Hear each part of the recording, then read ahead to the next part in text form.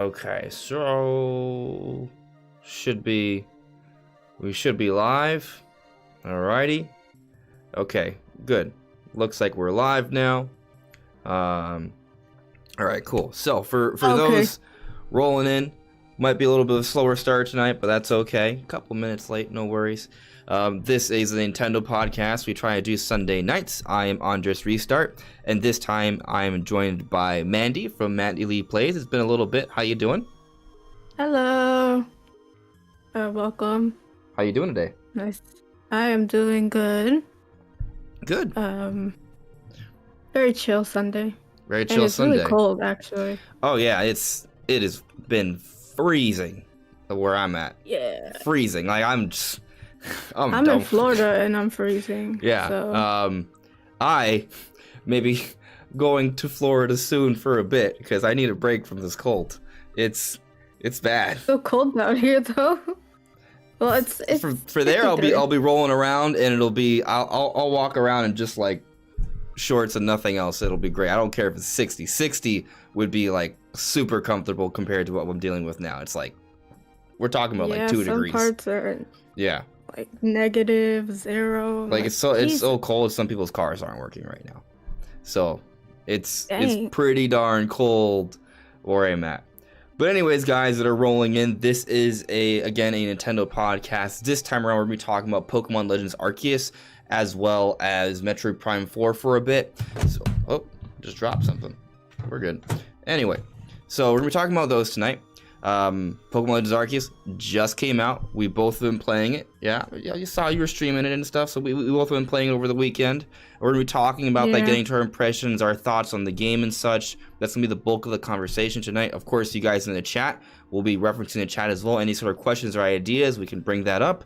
And then we'll also be touching on Metroid Prime 4 as well. There is a recent hiring posting from Retro Studios. People are speculating, what does this mean? Spoiler, not much. But we'll just take this as an opportunity to kind of speculate a little bit on what's going on with Metroid Prime 4 and what Retro Studios is doing with the game. And that's the general plan for the night. But, as we let people sort of roll in, let people kind of roll in there. Mandy, before we talk about Legends Arceus and what we actually think of the game now that we've played it, what were your thoughts going in? Like, before, just like, were you hesitant? Yeah. Were you scared? Before even reviews are coming out, like, just like based on what you had seen from trailers, where were you at with the game? Like, it's Game Freak, and I've been burnt, especially with Sword and Shield, so my bar was pretty low. I mean, the trailers look good. It's just I was still kind of cautious because it's Pokemon, it's Game Freak. There's always something, but pleasantly surprised, like really surprised, like how good of a concept it turned out for now, at least. Yeah, but you weren't really expecting much necessarily. No, the lowest bar you could think of. Okay, because I mean, like, going in, we knew that Game Freak was trying to do something different, but there was certainly some concerns, right? Because you take a look at Town, right? Like, that was a game also made by Game Freak, and it looked kind of cool, actually. Like, if we look at Town before we knew about how good the game was, going into Town, we were like, this actually looks kind of like cool. Might be like a little fun like RPG. And then when we got the game, it turned out to be an interesting concept, but not really executed that well, right? So you see side projects like that, and it makes you wonder, is Game Freak really a good developer at doing anything else besides the traditional Pokemon formula? And even that's been under debate. As you mentioned, right, you personally didn't like Sword and Shield that much. I like Sword and Shield, but also Sword and Shield is no Breath of the Wild. It's no Metroid Dread. There's definitely a difference in quality there, I would say, right? I still consider them great games. I still enjoy the Pokemon games, but there's definitely a difference, and there's definitely like a lot of differing opinions on Pokemon, right? Like when you talk about the other bigger Nintendo franchises, there's a general consensus on the quality on those games. Obviously, there's different opinions everywhere, but the masses highly agree on the quality of those games. But with Pokemon, it's all over the place, right? Yeah, it's like a mixed bag.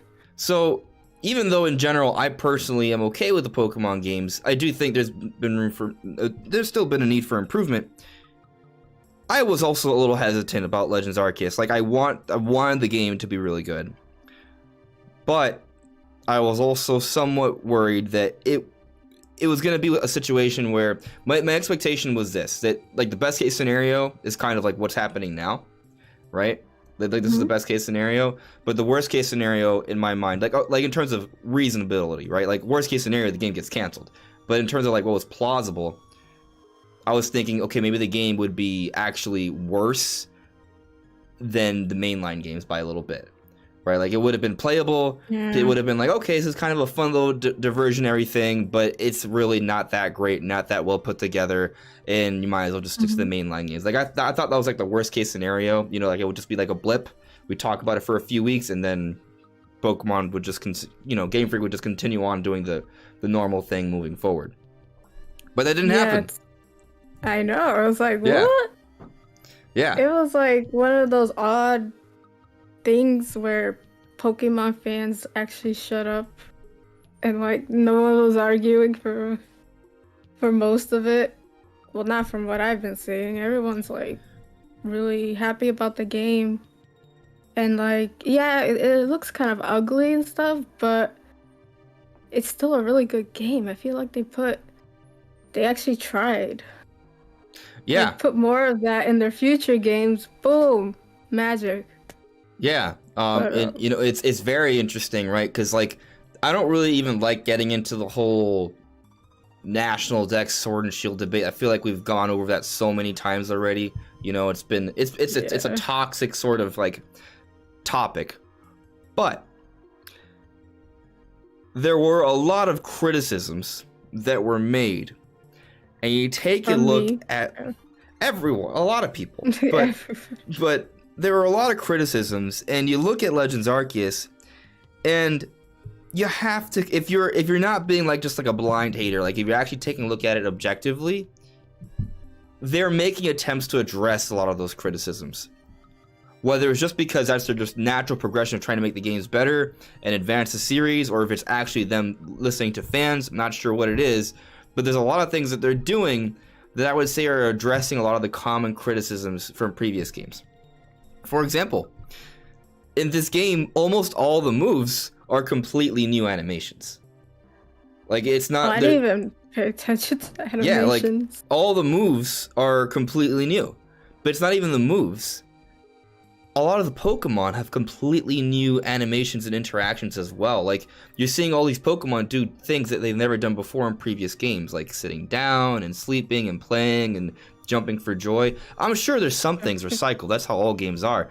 But there's just a bevy of new interactions we're seeing from a lot of these Pokemon. And I mean, that's just the tippity top of the iceberg here. You can actually walk around while you're battling. I don't know, that blew my mind. I was like, what? That is what? Right? I don't know. I thought it was just like, dang, they went all out. I actually really like that feature as well. And it's interesting because, to your point, there is like, the game visually, I don't want to even say like it's bad, because there's a lot of parts that I actually find aesthetically pleasing, but also there are parts that are bad. Like there are, like there absolutely are. But overall, I still feel like the game, it's not like a complete visual atrocity. There are just things you're like, hey, that looks kind of aged, looks kind of blurry, that looks a little off. But overall, like it's still kind of pretty. But when you take into consideration that there's like things that they're doing with this game that from a technology perspective compared to previous Pokemon games. Because if we compare any Pokemon game to like normal modern day AAA games, then it's just like, that's a can of worms, right? But if we're just talking about the technology here compared to, say, Sword and Shield, there's some things they're doing here that is kind of mind-blowing, like to your point about being able to walk during battles. Now, I was like, whoa. For those listening, just kind of consider this for a moment, okay? These worlds aren't small worlds. Even though technically there are sections right? So it's not like a fully open world game. These sections are basically mini open worlds. Like, they're pretty big. There's a lot there. You can explore a single section for a very, very long time, right? Like, for comparison, I would say that each section in this game is bigger than any section in Monster Hunter Rise, for example, or any world in Mario Odyssey. Like, they are big worlds, right? Would you agree with me on that? That they're pretty large areas to explore? I get lost or distracted all the time, just like, oh, let me go this way, let me go that way. Yeah, they're huge, right? But with that in mind, with them being so huge, and there's a lot in there, right? Because there's Pokemon all over the place. There are a few NPCs here and there, and there are different side quests, but there's items all over, and then there's the environment, and there are things you can do to interact with the environment and how you sort of manipulate different ride Pokemon to traverse it all. So there's all that, and then you can go into battle in real time, which we've never actually seen before in a Pokemon game. Like, you go to Sword and Shield, and what they've done with the more recent Pokemon games, excluding Arceus, you go into a battle, and they'll show the scenery, and it'll look somewhat like the world you were playing in, but it's not the same world. Like, you can tell it's just like, oh, okay, this is just what they put when we're in this section, and this is what they put in this section. There's like a transition. Right, and it slows down the gameplay too, right? It's not even just that the scenery doesn't perfectly match, so it kind of takes away from your immersion from there, because like, oh, okay, it's a different room even though we were just in this area, right? But then there's the whole Pokeball thing in and out, the battle starts, like, it takes a while. And then in contrast with Arceus, where you attack a Pokemon or a Pokemon attacks you, that's where the battle is. That's it. There's like a quick like snap, because there is like some optimization they do when they do the transition, but we're talking about like a fraction of a second, and there you are, your the Pokemon are battling each other, and you get to your point. You can walk around, you can manipulate the camera however you want, you can walk away from the battle while your Pokemon is still carrying on with the battle, right? You still have to issue commands every turn, but that can happen. And that actually takes a lot, because the game is processing the world and the battle at the same time, and potentially other Pokemon that may enter the battle right at the beginning as well. So there's a lot that's kind of going into that we've never seen from any previous Pokemon game. So when you factor all that in, yeah, go on. I find myself getting into accidental battles, because when I throw a Pokeball and I press X by accident, then it's like a battle. I'm like, damn. So the controls are like a little, they have sophisticated. To, like, you have to get used to them. Yeah, there's definitely an increased complexity compared to previous games. Like, that is, it feels like in terms of like controls, I would say it's actually similar to Breath of the Wild in the sense that there's just like a lot of different things that the controls can do, and you can mix a few things up, because I do sometimes throw an item when I mean to throw a Pokemon or vice versa. Like, that is a little bit of a thing. And when I'm trying to think, oh, should I go to the map, or how do I get to my Pokemon party or my quest, like, I get confused with which menu to go to, because there's a few different menu options, right? Like, so there is definitely a little bit of that, but I wouldn't say it's like, I mean, for us, it's not that big of a deal because we're used to playing games, right? But maybe there are other people who aren't as used to playing games, but they're playing it because it's Pokemon, where it might be a little. It's. Well, they just need to look at the tutorial. Yeah. Like, this is actually a Pokemon game where a tutorial is kind of needed, because I was confused on a lot of stuff. Which in normal Pokemon games, they kind of drag you through a tutorial and you're like, okay, press A all the time. Yeah. But this one, you kind of had to pay attention a little bit. Yeah. Which I don't mind. I wouldn't say I loved the... So, for example, I guess what I'm trying to get at here is that, like, Breath of the Wild, in my opinion, has, like, the best tutorial for a game, because it basically just kind of throws you out there. But the way it's structured, you sort of learn as you go, and it still does have, like, the things to teach you. Most other games, what you have to do is they just give you text. You have to read all the text. You learn something. You do something else. You have to read all the text. You learn something. You have to do something else. It's like going through a class. I hate that. But unfortunately, it's just how most games are. Too. I don't think Legends Arceus has a bad tutorial, it's I think it's par for the course. Yeah, for a Pokemon tutorial, it's kind of needed because it's different. So yeah, I mean, but I did like it. tutorials, I did like it kind of yeah. visually though, right? Like just like seeing like the opening cutscene when you see the starters, right? Like, oh wow, you see the starters up close. Like they actually look like a little bit more detailed than usual, right? Because of the lighting, and you see some texture on there. But it kind of presents the game in a bit more of a gritty way. And I mean, Legends Arceus, I would say its art style is a smidge more realistic than previous games too, right? Even though the Pokemon still have like that toon-like look, they're put into a slightly more realistic world to compare to, say, Sword and Shield or Let's Go. It actually did something that surprised me in the beginning. I won't say, but I did not know it was like that. Like you just fall. The what? Like I thought, like, well, I guess it's in the beginning of the game, but basically you fell from the sky and stuff. And it's said to be, I'm like, oh, I thought you're like native to the... Right, yeah, I had no idea. I was like, wait, what? It was such a huge... Like, there's nothing from the trailers that suggested that you were really from, you know... I mean, it's literally in the first moments of the game. You're from the future. Yeah. You fall through some sort of space-time rift by the god of Pokemon, Arceus, and... He upgrades your phone for you too. Right. Yeah, it explains why there's a phone, because people were like saying, "Oh, this is kind of dumb that there's a smartphone inside a feudal Japan like era." Well, there's an explanation for that. This game deals with space and time. Okay, we're talking about Arceus and Palkia and Dialga. So within the lore, there all of these different like interminglings of different time periods is totally feasible, and they explain in the beginning. But yeah, I didn't expect that either. So. You know, I would say it's weird because like most people are like, oh, what are Pokemon, or oh, you could catch 3 Pokemon. Like that's like normal in Pokemon. But they're just like, oh my god.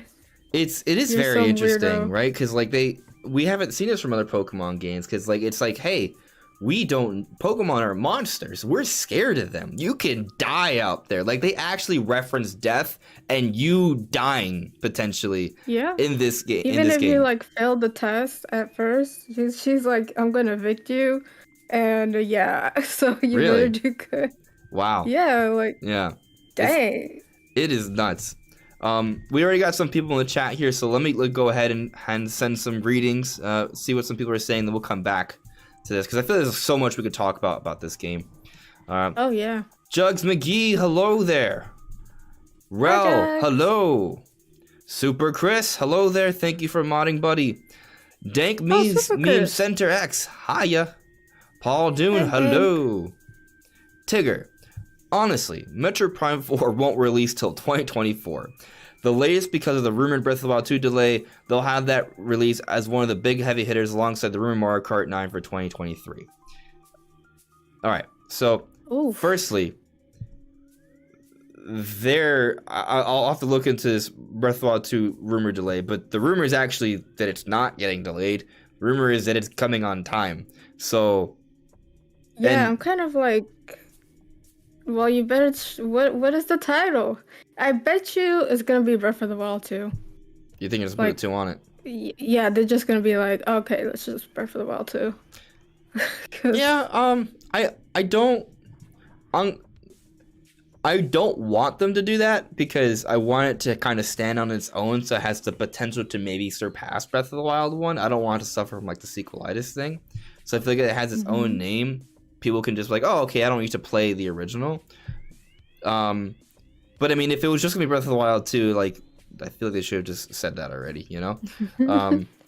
But I think they're still thinking about it. Yeah, but going back to Tigger's comment here, we have no tangible information suggesting that Breath of the Wild 2 is going to get delayed besides the history of other Zelda games getting delayed. I've talked about this repeatedly. Every time I make a video about Zelda, every time I do the podcast and it comes up, I explain why I don't think Breath of the Wild 2 is getting delayed. There are videos on my channel. You can check it out. There's one. I hope it doesn't. we both hope not, right? It's definitely possible. Anything's possible, but I don't think it's likely. I think Nintendo waited a long time to even give us a release year because they didn't want to delay it. So I think now that we actually have a release year, it's because they're confident that's when it's coming. It's a part of all their marketing. Recently, even Per Schneider on a Nintendo podcast suggested that it was coming or something. So like, there's a lot of things lining up for this. Like I'm not worried. But that's not even the main point here. The point is about Metroid Prime 4. So assuming Breath of the Wild 2 comes out at the end of this year, Metroid Prime 4, like even if it comes, they can come out in the same year, first off, right? They don't have to be separated by a year of each other. They're different games. That's a good year. Yeah, I mean, that would be a great year. Yeah, for sure. But Breath of the Wild 2 is not going to get delayed probably. And even if it does, they can still come out in the same year. Metroid Prime 4, we don't know when it's coming. We don't know. I don't know if I should I could jump into the topic now, but I'll save it. It's actually pretty much like one of the two main topics for tonight. So I'm not going to jump fully into it. But 2024 is possible. I am gonna... They could release a remake of the first three, because I haven't played them. And a lot of people haven't played them. Yeah. So they're going to have to catch us up on that one. That's a good point. That will be another important piece to this entire Metroid discussion, which we will get to a little bit later tonight. Let's continue on with the chat, though. That's a good point, though, Mandy, because that definitely is a big puzzle piece to this whole equation. Paulden, is there a rumor Breath of the Wild 2 delay? I don't think there's any substantial ones. Let's see here. I mean... Paulden, I'm confident Breath of the Wild 2 will release this year. I agree. Think it's delayed because there's no name. Like, just say a name, Nintendo. They'll give it to us. Name that baby, please. Juan Davis, hey buddy, how you doing today? I'm doing pretty good, thanks for asking. A little under the weather, but I'll be fine. Peter Noob, guess it was a surprise hit. Legends Arceus is a hit. At least he didn't. Oh, at least he didn't say Hotel Mario. Jugs McGee, toxic Pokemon fans have been hush lately. There's a good game out there right now. It's a good game. Had this game come out last year, it would have been one of the Game of the Year contenders. It has the same Metacritic score as the games that were in running for it, as the game that won. Actually, it might have a higher one than by a point. So, like, I don't think it's going to win Game of the Year. Yeah, no, but it's definitely, like, something special in Pokemon, because it's like, yeah, wow, it's good. So, I don't think it's going to win Game of the Year, just for the record. But what I am saying, though, is that if last year I would say was a kind of a weaker year. Not that the games weren't good, but you know what I mean. Like, there are years where the contenders are God of War and Breath of the Wild, and there are other years where it's an indie game, right? You know, so like there's definitely like a difference, right? But had Legends Arceus come out 2 months earlier, I think it for sure would have been at least in the nominations.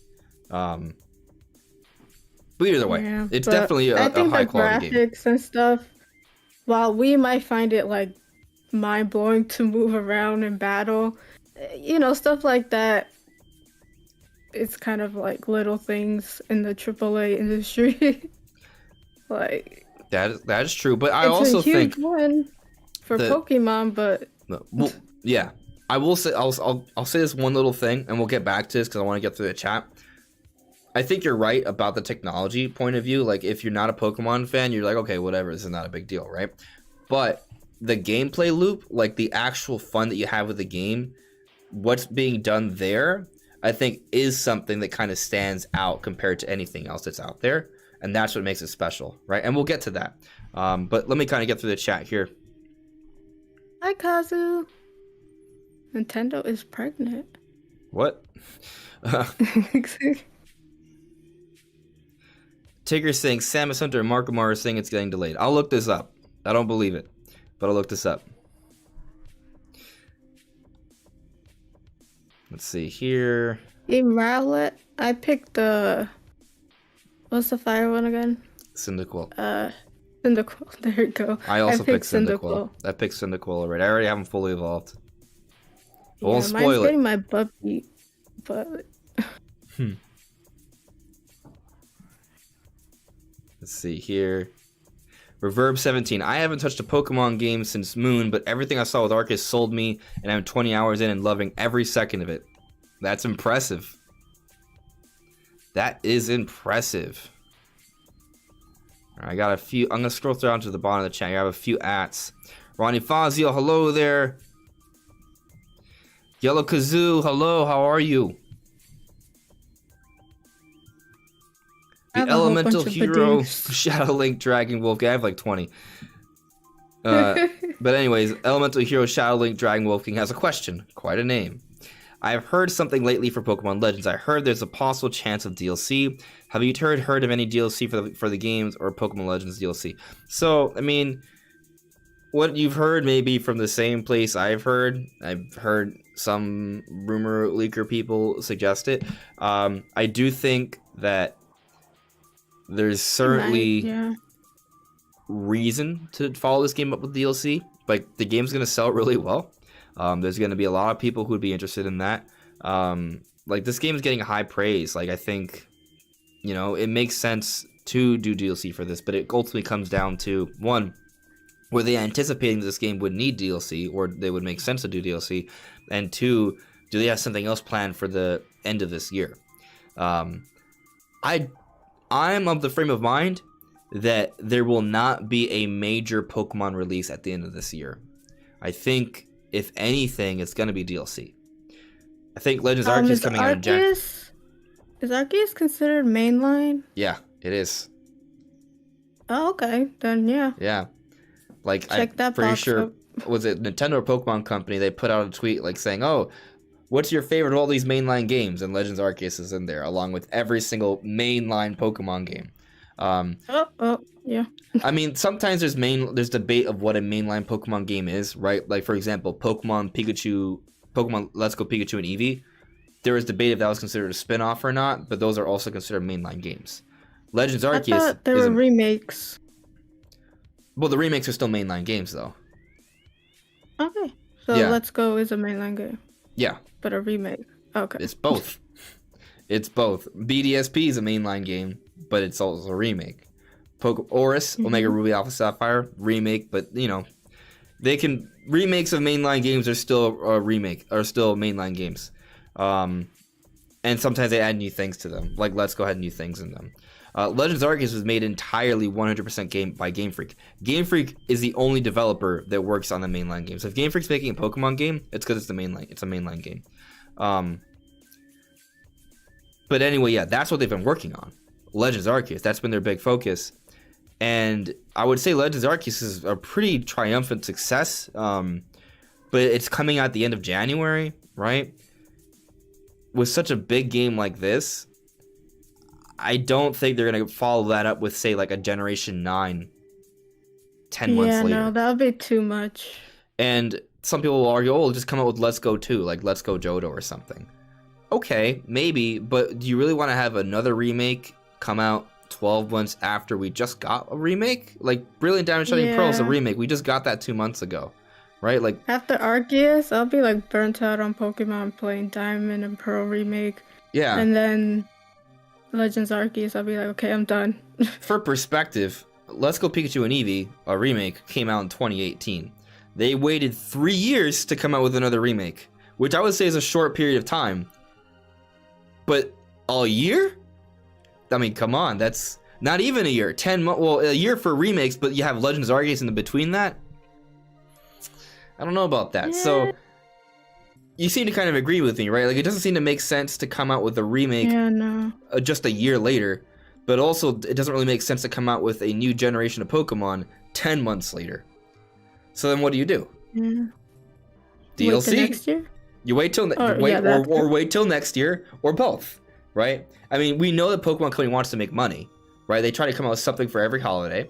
So what's the best thing they can do to have something out there for the holiday, take advantage of it, have it sell really well, but also, you know, kind of spread their resources appropriately so they can be ready for another good game next year. I mean, DLC. Release plushies. Well, they're I'll gonna buy them. they're I have gonna do a whole that bunch of them. anyway. Well, think of it like this: Legends Arceus, with how successful it is, don't you think it would be kind of a shame to not have it have like a holiday, a dedicated holiday where people are gonna like pick that up, right? So like, Legends Arceus comes out in January, so it doesn't get the Christmas boost, right? It doesn't get the Thanksgiving boost, the holiday boost. I feel like it makes even more sense to let Legends Arceus ride out this year, be super successful, have some sort of DLC for it. Maybe they have like a DLC physical release come out. You know, same thing they did with Sword and Shield, where they bundled Isle of Armor, Crown and Tundra into Sword and Shield thing, and it was available in retailers. In the story, it could fit. Like, I could see where they might put a new. It could just be a different like land. They're like, hey, look, there's this issue with this Pokemon. It's causing, you know, it's just like, you go there, you go help them out. It's like a separate like section, you know, like the platinum version of Diamond and Pearl. Maybe because I don't want to. That's there's things I don't want to like talk on spoilers. That's kind of like where I'm like, you know, but let's just say one option is maybe they make a DLC based off another big important Pokemon, whether that's from Sinnoh or maybe it's not from Sinnoh, right? Like, playing Legends Arceus, I don't think they really need to make it based off Sinnoh. It could just be based off like Kalos, for example, you know, just another section. Anything but Kanto. Masuda, do not touch that Kanto button, please. Anything but Kanto. I mean, I would still take it, but to see it with the Legends Arceus style, like, that would be cool. But still, I prefer another region. It might even just be a whole other new area. There's so many things they could do. Point is, I think it makes more sense to have DLC for Legends Arceus this year. Give Game Freak a little bit more time to follow up Legends Arceus with a proper Generation 9 that's taking in a lot of the mechanics from Arceus, and make a proper game for that. It'll feel more like the traditional games. It might be like they're going to take some things from Legends Arceus, but it's not like they're going to completely abandon what Pokemon is either. Like, they're going to kind of do both, I think, for a while. But anyways, yeah, I think we're getting DLC this year, if anything. Probably, That's my bet. So, no, I don't know. Maybe the type of DLC, because this game wasn't a double game. It wasn't like Pokemon Arceus just and one Pokemon. Thing. Yeah. Like. Right. Arceus, another version. I don't know. Arceus but Blue, they only Arceus sold Red. One. Yeah. Yeah. So it's like, I'm scared there might be like, well, since we didn't, you know, do a double, you get this DLC that's like twice the money or something. No, I mean, I think the DLC is just going to be new content. Mm-hmm. I don't know what they're gonna call it or brand it, but I don't think it's gonna be like, hey, here's just like a tweaked version of it, you know. I don't think they'll do that. Like, I think they'll handle it similar to how they handled the Sword and Shield DLC. Shield? Yeah. Like now is it? Yeah, I don't know if it's gonna be 2 packs, right? It may just be 1 pack, but that pack might be bigger. Right, because I mean, it came out in January, so like the timing of it's might work a little differently. But I could see them maybe coming out with the DLC by October. It's like, hey, you saw how great Legends Arceus is? Well, now we have this big expansion for it. You can enjoy that on top of the base game. Get it for Christmas. They'll have Legends Arceus get that big Christmas holiday boost. It'll be the big release. Pokemon Company and Game Freak, Pokemon Company will have their Pokemon game for the holiday. Game Freak will have a little bit more time to focus on the next game for next year, and everyone's happy. So yeah. That's what I think is going to happen. But we'll see. I don't know. We don't know. Ronnie we never Fazio. know with Pokemon. No, never. They pull something. Ronnie Fazio. I mean, I just want Flygon to get something. He didn't get a Mega, but at least let him get a regional variant. I want Snorlax to get a regional variant. Like, they could have done like a sumo wrestler Snorlax or. Yeah. King I've seen Kong, all the different costumes from what's it called? Pokemon Unite. There's so many different costumes. I'm just like, it's cute, but I don't play that game. Yeah. But yeah. I played a little bit at first, but I kind of fell off too. The big boy needs a variant. My favorite Pokemon. Yeah. Rescue Squad Culp asks, where do you want Gen 9 located at, Andres? Australia. I mean, how like big do they want to make this Pokemon world? Because there's a lot of regions. Like, I'm not surprised, like, they're not all smushed up together. Yeah. Like, how big is the planet that they live on? And another thing that really, like, made me question Pokemon was in Arceus, the professor said Pokemon have the ability to shrink down. But in my head, I was like, I thought that was what the Pokeball did. But no, they have this this ability to shrink down. And I was just like so confused because it's like, okay, what is it? Does the Pokeball help them shrink down, or can they shrink down without a Pokeball? It's an interesting thing, right? And it was funny because like people have been kind of talking about this, like, oh my god, no, it's like apparently new information. But if you really think about it, from the very beginning, we kind of already knew this. What is Pokemon basically short for? Pocket monsters. Like, the initial base premise of Pokemon is that they're monsters that can fit in your pocket. You know? I thought it was because it's the Pokeball. But then the professor says, no, the Pokemon can shrink. And I'm like, why don't they shrink? Why do we never see them shrink? Well, I mean, if it's just to go back to the name again, pocket monsters, right? Like, the monsters can fit into your pocket, but why, right? Is the core concept about the monsters, or is it about the Pokeball technology? I don't know. I mean, yeah, that game had me question. Like, there was one point I was like, all right, it's like humans Pokemon in this world, because they always talk about the creation of Pokemon and stuff. And I'm like, are humans Pokemon in that world? Well, there are some Pokedex entries. There are some Pokedex entries that kind of really blur the lines between what is human and what is Pokemon. It gets kind of weird. There are some Pokemon this whole philosophical like thing, and I was just like, yeah, I forget which one it is, but there are some Pokemon that used to be people in a previous life, or they transform. Like there's some weird dark stuff. Drowsy, Phantom. There's some weird dark stuff. Yeah. Game Freak should like kind of elaborate on that. Well, it blew my mind about the whole shrinking thing. But let's continue on that for a little bit though. So, Pokemon can shrink, right? They're pocket monsters. But then take a look at Dynamaxing. So Pokemon can get really big, even though it's apparently more of a projection. And then you look at Arceus, right? Like, there's the alpha Pokemon, which are bigger, and then there's the frenzied Pokemon that get bigger, but when they lose their frenzy, they shrink back down again. So, like, we're seeing an evidence of Pokemon being able to get large and small. So it just might be an inherent thing that Pokemon are capable of doing. They can get bigger or smaller, depending on circumstance. Yeah. Like, I still think it's like, I thought it was the Pokeball doing it, not the actual Pokemon. I mean, I never really thought about it. Combined efforts of a Pokeball and a Pokemon. Never thought about it. Yeah, me either. Yeah. I love these questions. It's interesting. I've been playing Pokemon for years, but some things I just don't question because it's just like that, it's like a video Pokeballs. game. Yeah. So, food for thought would be nice. It's thought-provoking. All right, I'll check out a couple more chats here, and then we'll get back to discussion.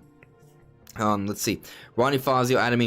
In the Pokemon Adventures manga, the top of the Pokeballs are see-through, and you can see the miniature creatures inside. Yeah, I mean, it just goes up with like the whole pocket monster idea. Yeah, there have been some conceptualizations, including the manga, where you can actually see through the Pokeballs and see the Pokemon shrunk in there. I wonder what's inside a Pokeball. I thought it was like a terraform for them or something. I've always imagined it like a comfortable living space for them. Like, they got a couch, they got a fridge, TV. Because in Arceus, it's treadmill. Like a very touchy topic of whether you should catch Pokemon in this new little ball. They definitely bring up a lot of like very adult like concepts and conversations, which we'll get to that in a moment. I want to check in with this one comment from Rel, and then we'll do that. Rel asks, how about the music? I love the Jubilife Village theme. Yeah, the music in Legends Arceus is blowing. It's really good. It's really good. Like, it's good. The overworld is kind of depressing, though. I'm like, why do you say why that? does this sound so sad? Because I don't know. It just sounds really melancholy. Well, there is definitely like a lot of Breath of the Wild influence, which has a very melancholy feel because it's based off a dystopian or like in a post-apocalyptic Hyrule. So they kind of do get some of those vibes. But there's also parts of the world that like this is like music just comes out like whoa, like I could it's just very, it's good. And sometimes it could be very quiet and then you're in a Pokemon battle and stuff. It gets kind of bombastic. I really like the music design in this game. I played a decent amount of the game this weekend. I was playing with my friends. Actually, I see Vooper there in the chat. Hey, how you doing? I hope you got home. You obviously did get home safe, so you're good. But yeah, like, you know, I was playing the game with my friends, so like I didn't like. There was other people there in this conversation, so I didn't get like full focus of the music. But like, I still heard it throughout, and I had some times alone playing it, and the common sentiment was like, man, the music of this game is really good. It's really fun. So it's more atmospheric. A lot of it. In like the overworld, yeah. But what were we before though? Right? Like the music's good. But like overall, I've just been really enjoying the game. Like I've had a lot of moments I'm like, wow, I really like this game. This might be one of my favorite Pokemon games yet. Like, where are you on this so far? Like, how do you overall feel about Legends Arceus?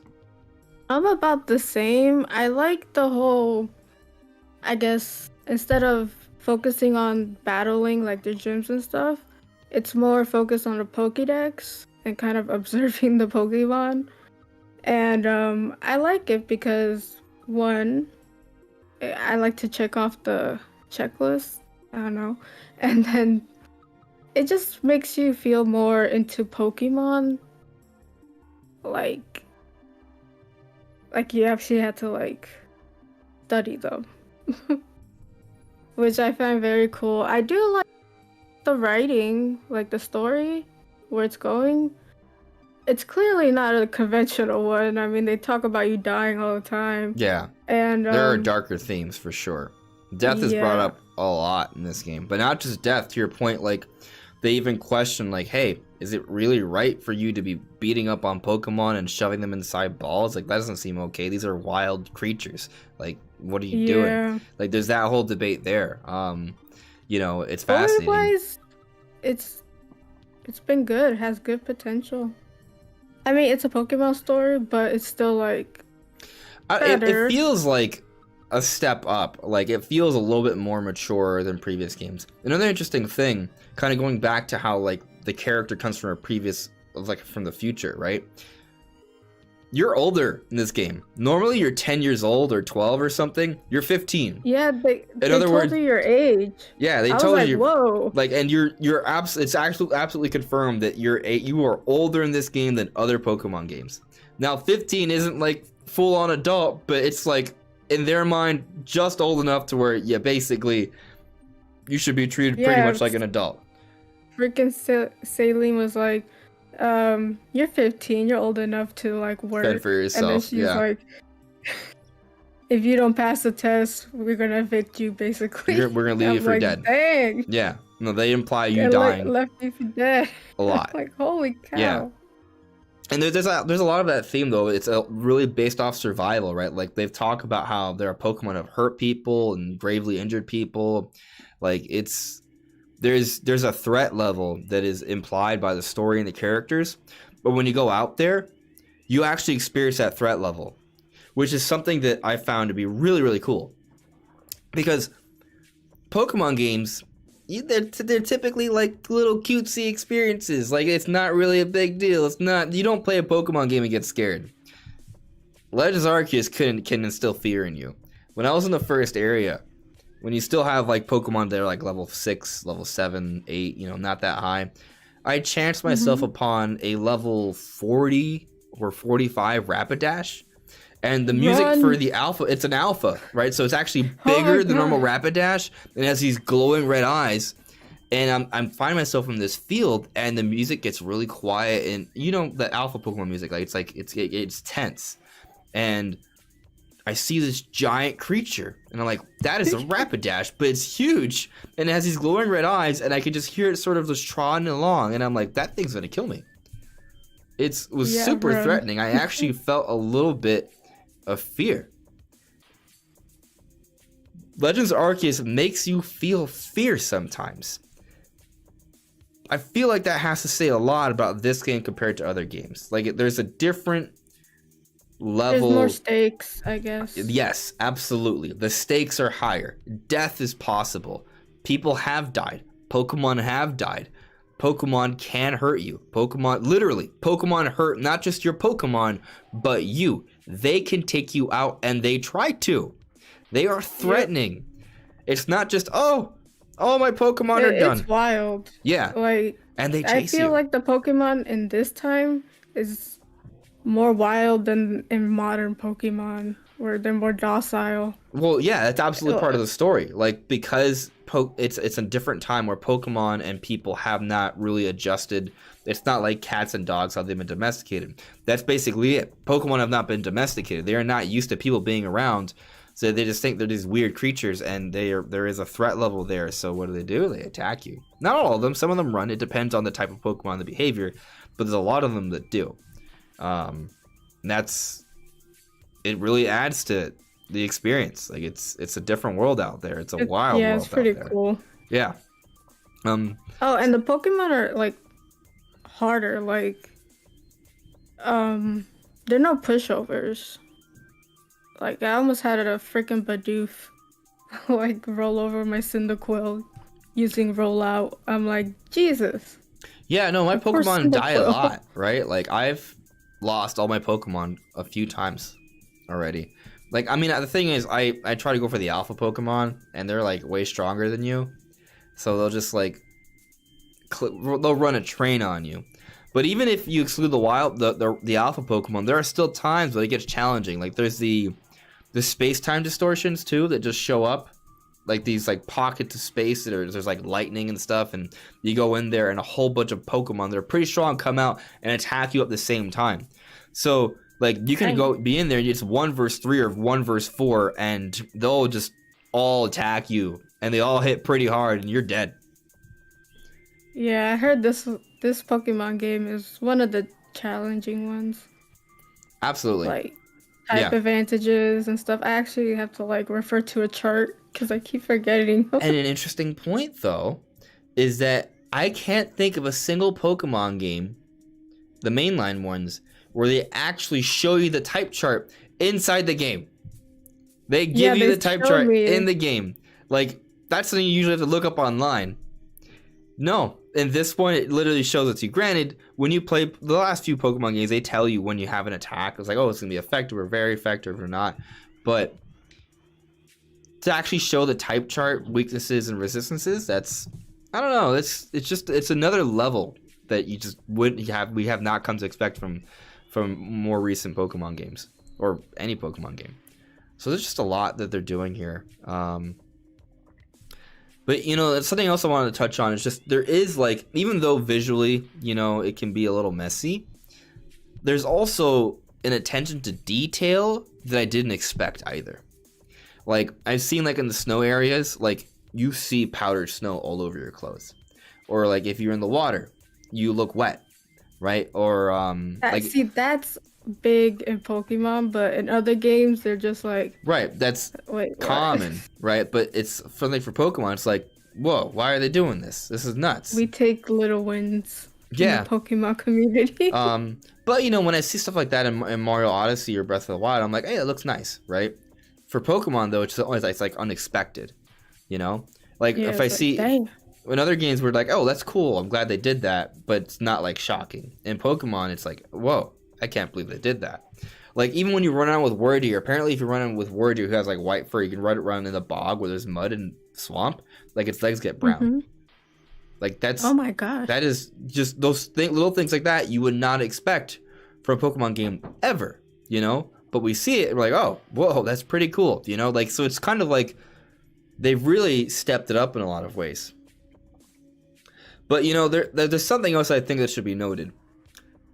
there isn't like dedicated multiplayer in this game. Like there's some connectivity things. Like you can still trade Pokemon, and if you have a friend who's online and they die, their items drop and you can recover them. Like there's some like little things you can do. There's some connectivity, but it's not like you can battle like your friends and have a competitive battle. Like that's all gone, right? The multiplayer segment in this is not there. I think since battling is seen more, it's kind of new in the era that you're in. Like I guess your rival character, he was just like, I don't like battling, but I guess I have to do it. Yeah. Like it's like a most of the trainers are pretty noobish. Like there is not really much there's not much competition within the lore. I do see it kind of. There are some people it can kind of get there, but like, yeah, it's not like you're coming into this world where there's already established champions and gym leaders and things like that. And I'm not even bringing the lack of multiplayer as a criticism, because in truth, most games can only be good as one or the other. It's rare that they're good as both. And I think that's something that a lot of people don't always realize when it comes to the Pokemon games. Even though there's a high expectation for Pokemon and people feel like they don't meet it a lot, they're also trying to do a lot every time. Like they have all these different characters in Pokemon and models to keep in mind of, but then they have to make a single player adventure, right, with all these different characters and stories involved, with all this lore. But then they also have to make a multiplayer trading component, an interactivity component with online features, and also that has to work with the competitive bracket as well. Like that's a lot to sort of juggle. I mean, to some companies or developers, that's like easy work, I guess. But it's Pokemon. But so. I mean, well, here's a good example. Bethesda, right? They opted to not have multiplayer in. Is it Doom Eternal? Or no, it was Wolfenstein. Wolfenstein 2. I think they cut out multiplayer. And the people raised a big stink about that. But they did that because they felt that what would have been best for the development of the game was to focus on what the direction for that game was, and that was single player. And the game ended up being really good. And then you look at games like Metroid Prime. Metroid Prime 1 was just a single player game. They tried multiplayer in 2. It was mixed reviews. The multiplayer part. The single player is still good. But Metroid Prime 3, they did away with multiplayer. And the reasoning? Because they wanted to focus on a single player experience. And then you look at games like, say, for example, like most first person shooters, right? Like most first person shooters have a very short single player experience, and most of the work's put into the multiplayer. Look at Splatoon. Single player is great, but it's also not long, right? You can beat it in a few hours. Yeah. It's really about the multiplayer. Point I'm making here is that for most games, even when there's a fairly big budget behind it, they really can only make a really good, deep experience for one, not both. Heck, look at Smash Brothers. Smash Brothers has an epic budget, right? But the single player is pretty bad. I like it. They just need to update it for the DLC characters and boom. My point is that it's definitely like I get your point. Like you can do both. I'm not saying it can't be done. It has been done. Halo Infinite is a great example, right? But that's also like Microsoft putting everything they can into that, right? And Pokemon tries to do it, but look at what happens when they focus on just single player. The single player is way better than like, everything else. And so I just kind of hope that they take a lot of what they did with Legends Arceus, and they still give us both with Gen 9, but it's just now that they have this base of Legends Arceus, I think they can definitely expand on it. They don't really focus a lot on online. It's mostly battles and trading. That's basically the extent of an online feature. I've never seen anything where they you could adventure with your pal or something online. Well, that's a whole other level. Yeah, that's oof. We're talking about MMO elements there, right? Which they have played around with, right? Like in Sword and Shield, you can actually see your friends run around the wild area with you. There's minimal interaction there, right? But there's something, right? Like, and then you look at Legends Arceus, like if your friend dies, you can pick up their items.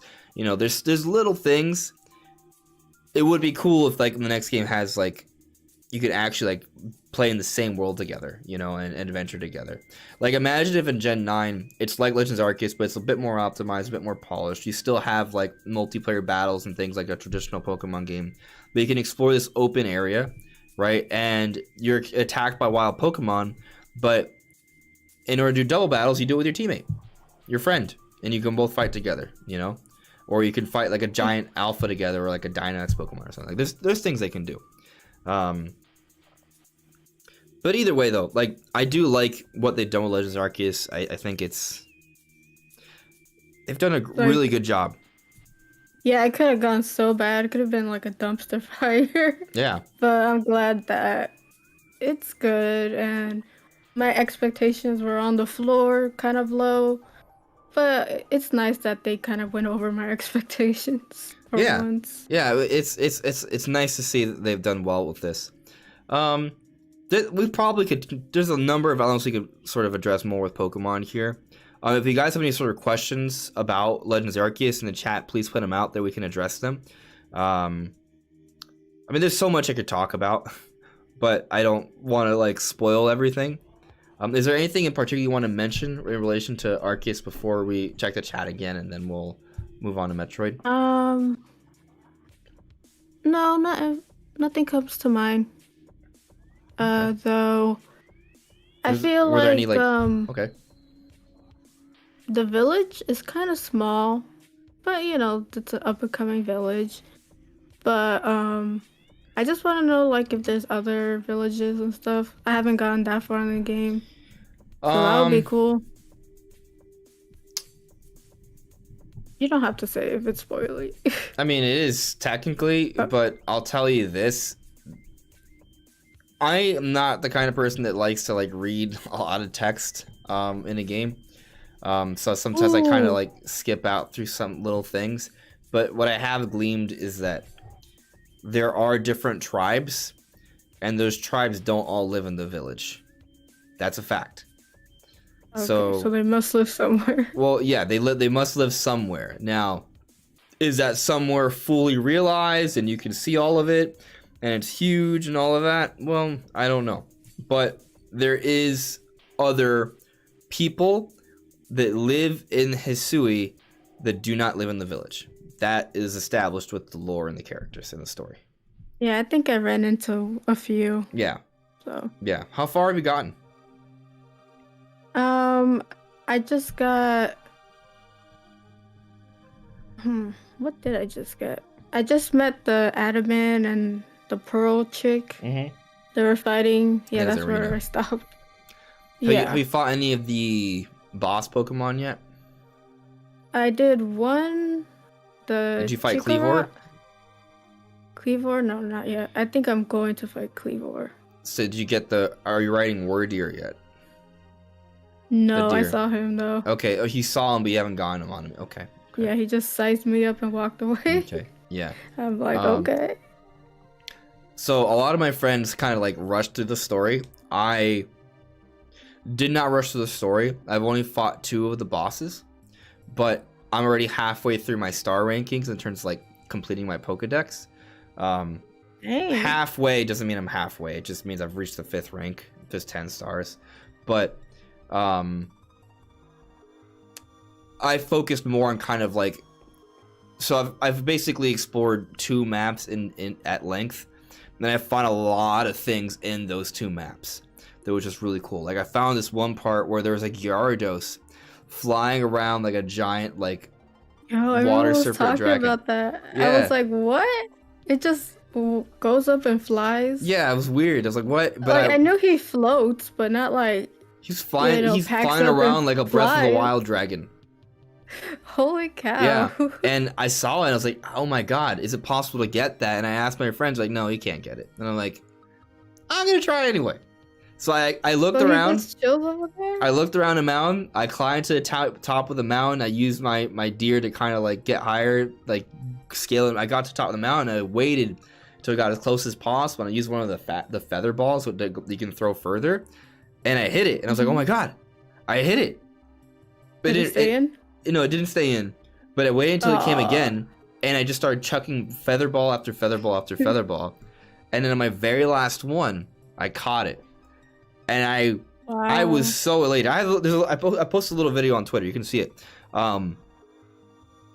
It was just super cool. Like, it didn't look possible, but I had this, you know, that desire for adventure, for like that curiosity about me. It was just like, you know what, I'm just gonna find out.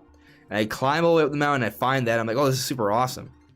And the next thing I just see this sparkly thing off in the distance. I'm like, all right, well, I'm gonna go there now, right? And it's kind of like the Breath of the Wild effect, where there's points of interest that you see, and sometimes you're not quite sure how you can get there, but you try and figure it out. And to me, that's super exciting. That's kind of like what I love about Breath of the Wild, and Legends Arceus has a lot of that. Now, people play the games in different ways. Why is Gyarados flying though? That's my question. Why is he in the air? It's a dragon. It's a weird dragon. It's a serpent. Like, I knew he has some kind of flying ability, but not just straight up circling in the clouds. Right, like he doesn't have the move fly in the games, right? But he can fly. Yeah, it was definitely a revelation. So maybe the next game they actually give him move fly, since he can fly.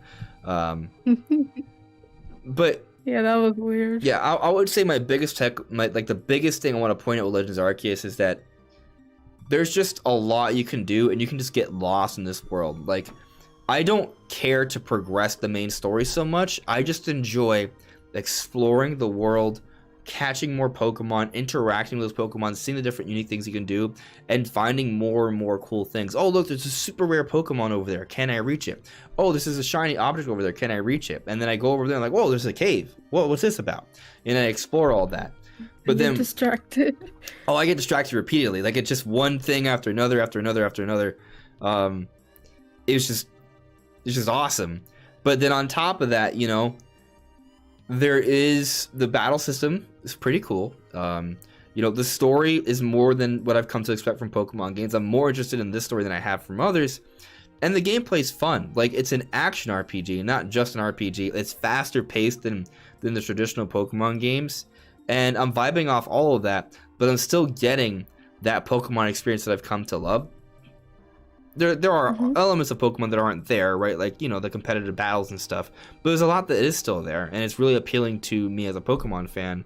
And it makes me excited for what else that can be accomplished in the future. Like, I feel like what they've done with Legends Arceus, it's not the end, right? This is not the peak of Pokemon. Like, they can build on this and make other games that do even more, as with this as a foundation. And I feel like we've talked about it before, right? Like, you look at the different Pokemon games, and they try out different things, and then you see those things they tried out, and they bring them into future games. There is like a progression, right? Like, for example, in Pokemon Sun and Moon, remember the ride Pokemon?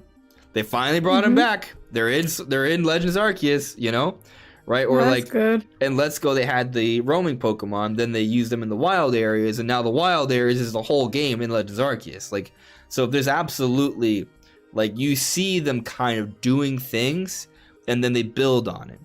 They may not build on it as quickly as we like them to, but I feel like there's definitely like progress, you know.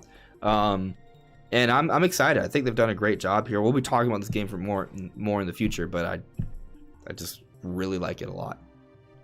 I like the whole setting of the past. It just intrigues me. Like, they explain stuff like that's like no duh in like modern Pokemon games, but they're like, you know, they're just learning about it. And it's weird that you're kind of with Team Galactic in some reason. Yeah, because Team Galactic's like the evil team in the future, but in the past it seems like they're good. But maybe you're not a good guy. I mean, maybe they're gonna throw you for a loop, and you're like, oh, you're actually the bad guys, which kind of sides with the whole Pearl Clan ideology that, hey, you're kind of bullying Pokemon. Like, why are you just trying to enslave them in these balls? What's wrong with you? You know? Yeah. Oh, and your character emotes. Like, there's actual facial expressions. Yeah, there are expressions. Which is nice. There are expressions. You should not as much, but here and there you get the funny. Have you like sent your Pokemon out to play with each other? Not yet. Yeah, you can send out all 6 of your Pokemon at the same time, by the way. Like, you can't have them follow you around the entire map, but you can send them out, and they'll they can interact with you. They can talk to them. If you put out your Klabby and Cleaver together, they'll talk to each other or something. Their Cleaver will just sit down, Klabby, like, all right, well, leave me alone. I don't care. Like, they react to each other. It's pretty fun. And just on that note, another cool thing about the mechanics is that, like, you can just send out your Pokemon now. Like, it's not like, oh, okay, I have a Pokemon in my party. I can only see them, like, go to a battle or do some weird mini game. Like, you can just you can pick one of your 6 Pokemon and just send it out. And there it is. Like, hey, here I am. How you doing? Sometimes I accidentally send out my Pokemon. Yeah, it does happen. Like, damn, wrong button. Right, and if you send them out next to an opposing Pokemon, it'll fight it. Or if it's a friend, it'll interact with them. Or if you send it out against a tree or a rock or something, it breaks it or it cuts it down or something. And that's cool because it's kind of like, all right, now we're actually using our Pokemon to do things in the environment. These are things I've been waiting for Pokemon to do for years. I've been talking about on this channel about them doing for a long time, and they're doing them. And that's really, really, really cool. So before I get to the chat, we'll do some more Pokemon questions, and then we'll go to Metroid. I want to bring up something interesting that occurred to me playing through this. So Pokemon Legends Arceus absolutely, positively, 110% has taken an obscene amount of inspiration from Breath of the Wild. That is not debatable. Yeah. There is no debate. Yeah. It screams I actually got someone saying Pokemon Arceus is better than Breath of the Wild. I'm like, okay, Arceus is good, but, you know, don't be saying that. Breath of the Wild to me might be like the greatest game of all time. Like it's like in that conversation. But Legends Arceus, we'll see once, you know, have some time with it. But, you know, for some people are already saying this might be their favorite Pokemon game of all time, right? And granted, something you should also take into consideration here is that it's the newest Pokemon game yet, right? So it has the advantage of being in the future, learning things, technology. You could argue that the newer a game is, the better the chance it has at being the best game yet, right? So if a game comes out and it isn't the best game yet, that's a bit of an L, you could argue, right? Granted, you know, diminishing returns, it's getting harder and harder to make a better game. And just because the game has better technology doesn't mean it's better. Modern Pokemon games have been on the decline. A lot of people are like, oh my gosh, it's actually good. I think, and also it's probably just a change of pace, right? Like, it's not even to say that what Pokemon has been is bad. It's just kind of like people want something, to an extent, people want something different too, you know? Not everyone. A lot of people like what Pokemon's been doing. Hence why every time a Pokemon game comes out almost every year, it sells at least 10 million. At least 10 million's bad for a Pokemon game. Like, I think Let's Go is the worst selling of the Pokemon games on Switch, and it's like at 13 million or something. So, yeah. Jeez. That's some high expectations. Yeah. Excuse me. Oh, bless you. Thank you. But what I was getting at though with the Breath of the Wild inspiration, if we go back a few years ago, we talked about on this channel, and Manny, I bet you and I probably talked about it back then too. There were rumors coming from, I forget which site, but there were rumors coming from like a common like video gaming podcast talking about how that Game Freak saw what happened with Mario Odyssey and Breath of the Wild, and they're like, we want to do something like that. And then people were like, oh, okay, well, that's not gonna happen. I mean, well, it just happened. Yeah, we heard about it. Well, think about it. We heard about it probably when they were starting development. It takes 3 years, at least 3 years usually, right? Like, it's not like Game Freak develops a game in a year, right? They have multiple development teams, and they're kind of like working on these games usually on a 3-year cycle. Now it's probably being expanded a little bit because they're kind of upping the ante here. But we go back to when we heard about those rumors. I'm pretty sure they were from 2018. Yeah. So, you know, I think those rumors are true.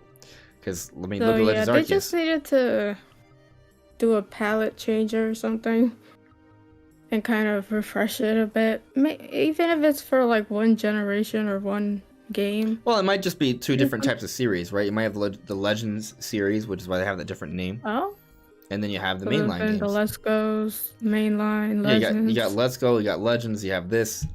And then Mr. Dungeon, and it's Pokemon Snap. Yeah, I mean those are considered spin-offs, right? Like Legends and Let's Go, those are considered mainline, just different variations of the mainline. Kind of like 2D Mario and 3D Mario, or 2D Zelda and 3D Zelda, or Metroid Dread and Metroid Prime, right? Like there's different kinds of mainline Mario, Zelda, and Metroid games. Why can't there be different kinds of mainline Pokemon games? You know? So, food for thought there. But let's check in with the chat, and then we'll get to Metroid, actually. Before we close things out. We got a few minutes. Let's see here.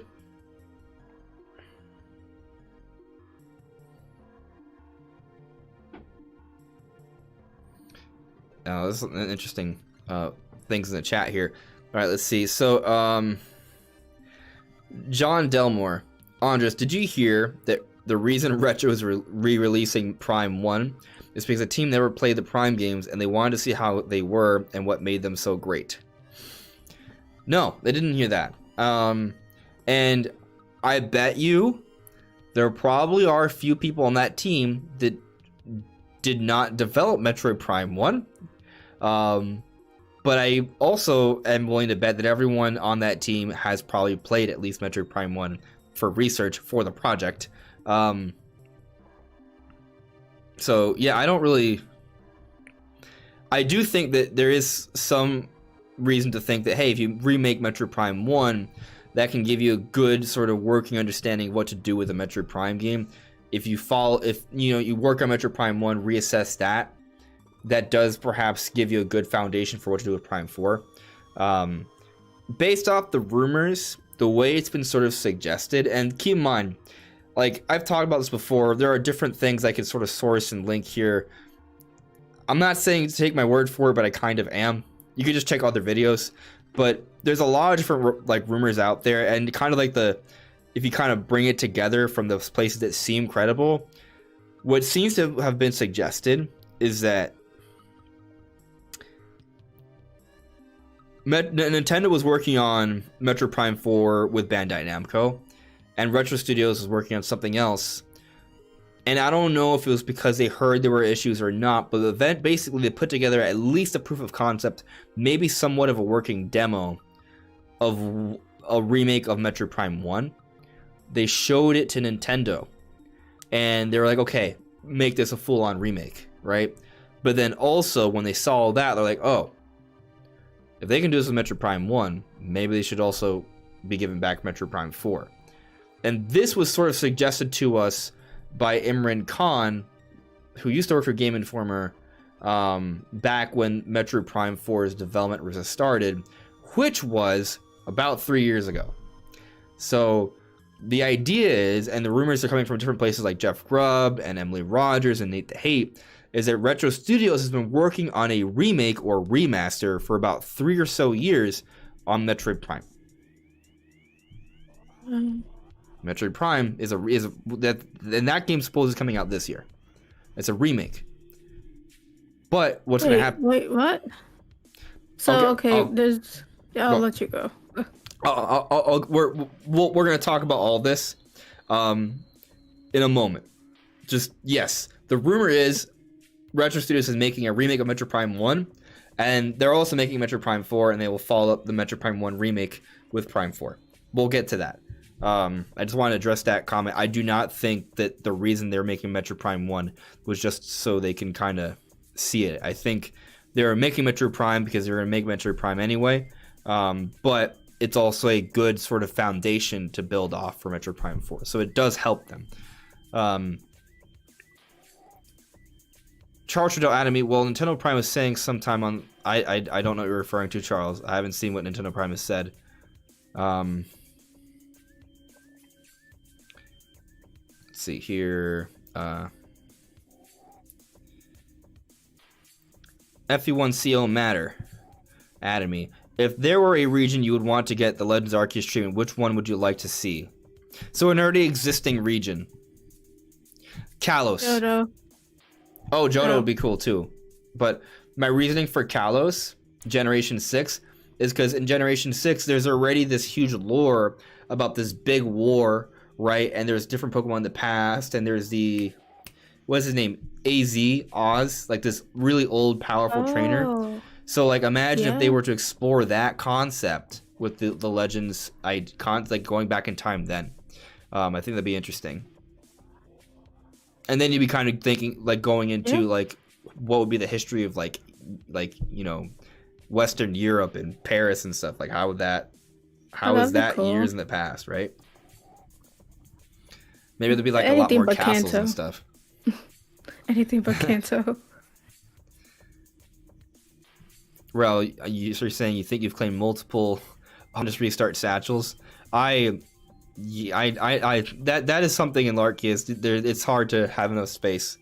Definitely need more satchels. Let's see here. It seems like some people on Twitter saw Charles and Rel are talking about the Gyarados thing.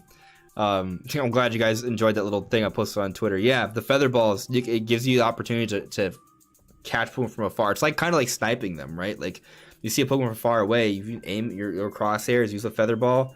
It's like, right? You're not hurting them though, you're just catching them. But you know, and I was like, maybe you can do that with a Gyarados, and it did work. The timing though had to be kind of spot on. You have to wait for like the right moment. Apparently it was in the sky too. That's just weird. Alright, so let's talk about Metroid, right? If you guys have more questions about Pokemon or Metroid, put them in the chat. We'll get to them before the end of the discussion, alright? So, it doesn't have to be about Pokemon or Metroid, by the way. It can be about anything, just so you know. Anyway, so yeah, basically, Metroid Prime 1 is supposedly getting remade right now. And it's coming out this year for the 20th anniversary. And it's being made by Retro Studios, the same team that made Metroid Prime 1, 2, and 3, and Trilogy. And this information is coming from multiple places. It's coming from Emily Rogers. It's been suggested by Nate the Hate as well. Oh, it's not confirmed? It hasn't been. Nintendo hasn't officially announced it yet. Oh, so no. Yeah, it's a rumor. It's a rumor. Okay. But the places that the people who are saying it are the same people who told us that, hey, there's going to be a 2D Metroid Dread. Hey, there's going to be Paper Mario the Origami King. Hey, there's going to be a 3D All-Stars. Right? Hey, there's going to be Pikmin 3 Deluxe. Hey, Mario Rabbids Kingdom Battle. Like, all these people they've proven to be reliable. Like, they're respected gaming journalists. But, I mean, you know, I hope so. It's not a remake. You still have to take it with a grain of salt, right? You gotta take it with a grain of salt because you don't know. And it should be noted, these same people were saying it was gonna be Metroid Prime Trilogy a couple of years back. Now they're saying it's Metroid Prime 1, right? That doesn't mean they were lying. Oof. That doesn't mean they were. It just what it means is that they heard some information, they interpreted what they got, and maybe at one point it was Prime Trilogy and they changed it to just Metroid Prime 1.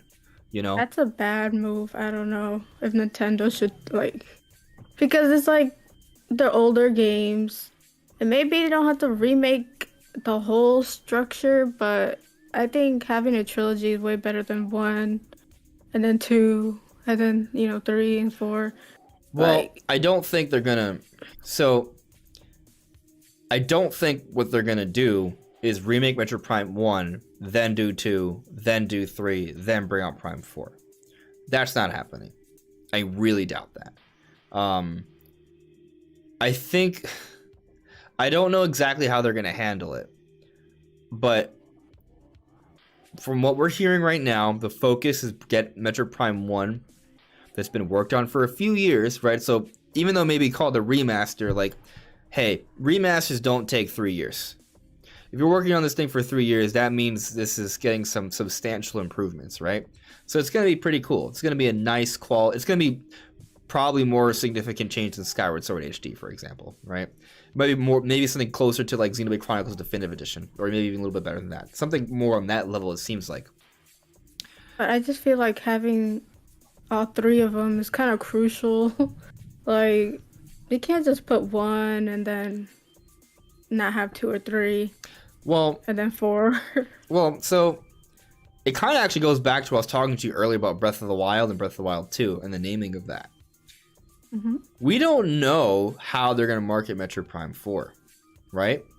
So, like, for example, when most of the time when we get a new entry in a series from the bigger Nintendo games, not even just Nintendo, there are other franchises that do it too, they usually don't just follow it up with a number, right? There are some exceptions, Final Fantasy, for example, right? But, like, for example, like, when Sword and Shield came out, they didn't say, oh, it's Pokemon 8, right?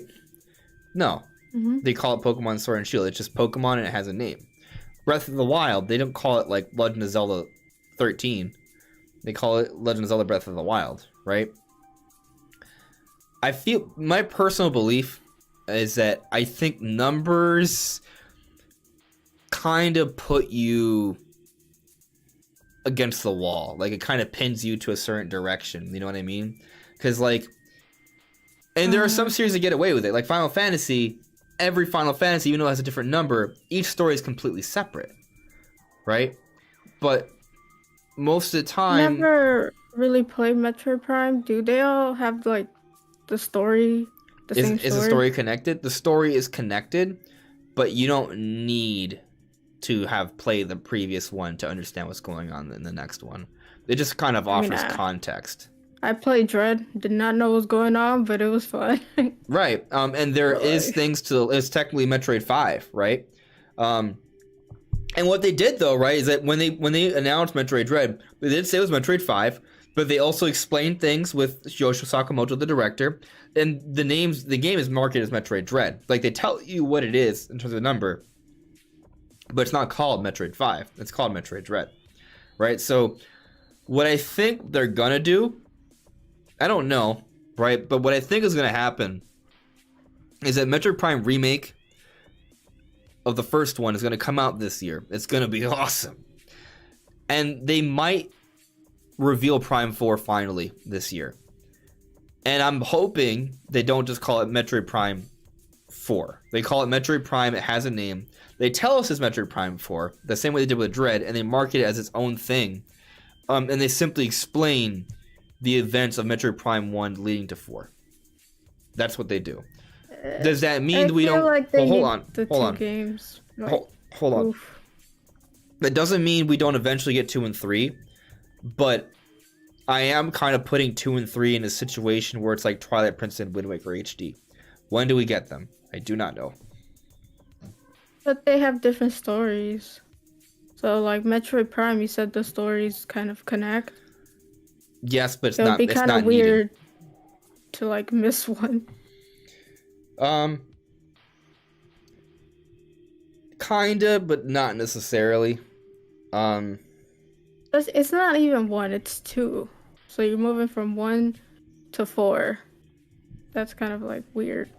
Well, my ultimate point is that the idea behind it would just be to kind of make it like Zelda or Mario or Pokemon, where, hey, you could just put out Metroid Prime, and that's what it is. Like Metroid Prime 4, when you hear Metroid Prime, it's not so much saying, hey, here's a continuation of the story. Hey, here's more of this kind of game.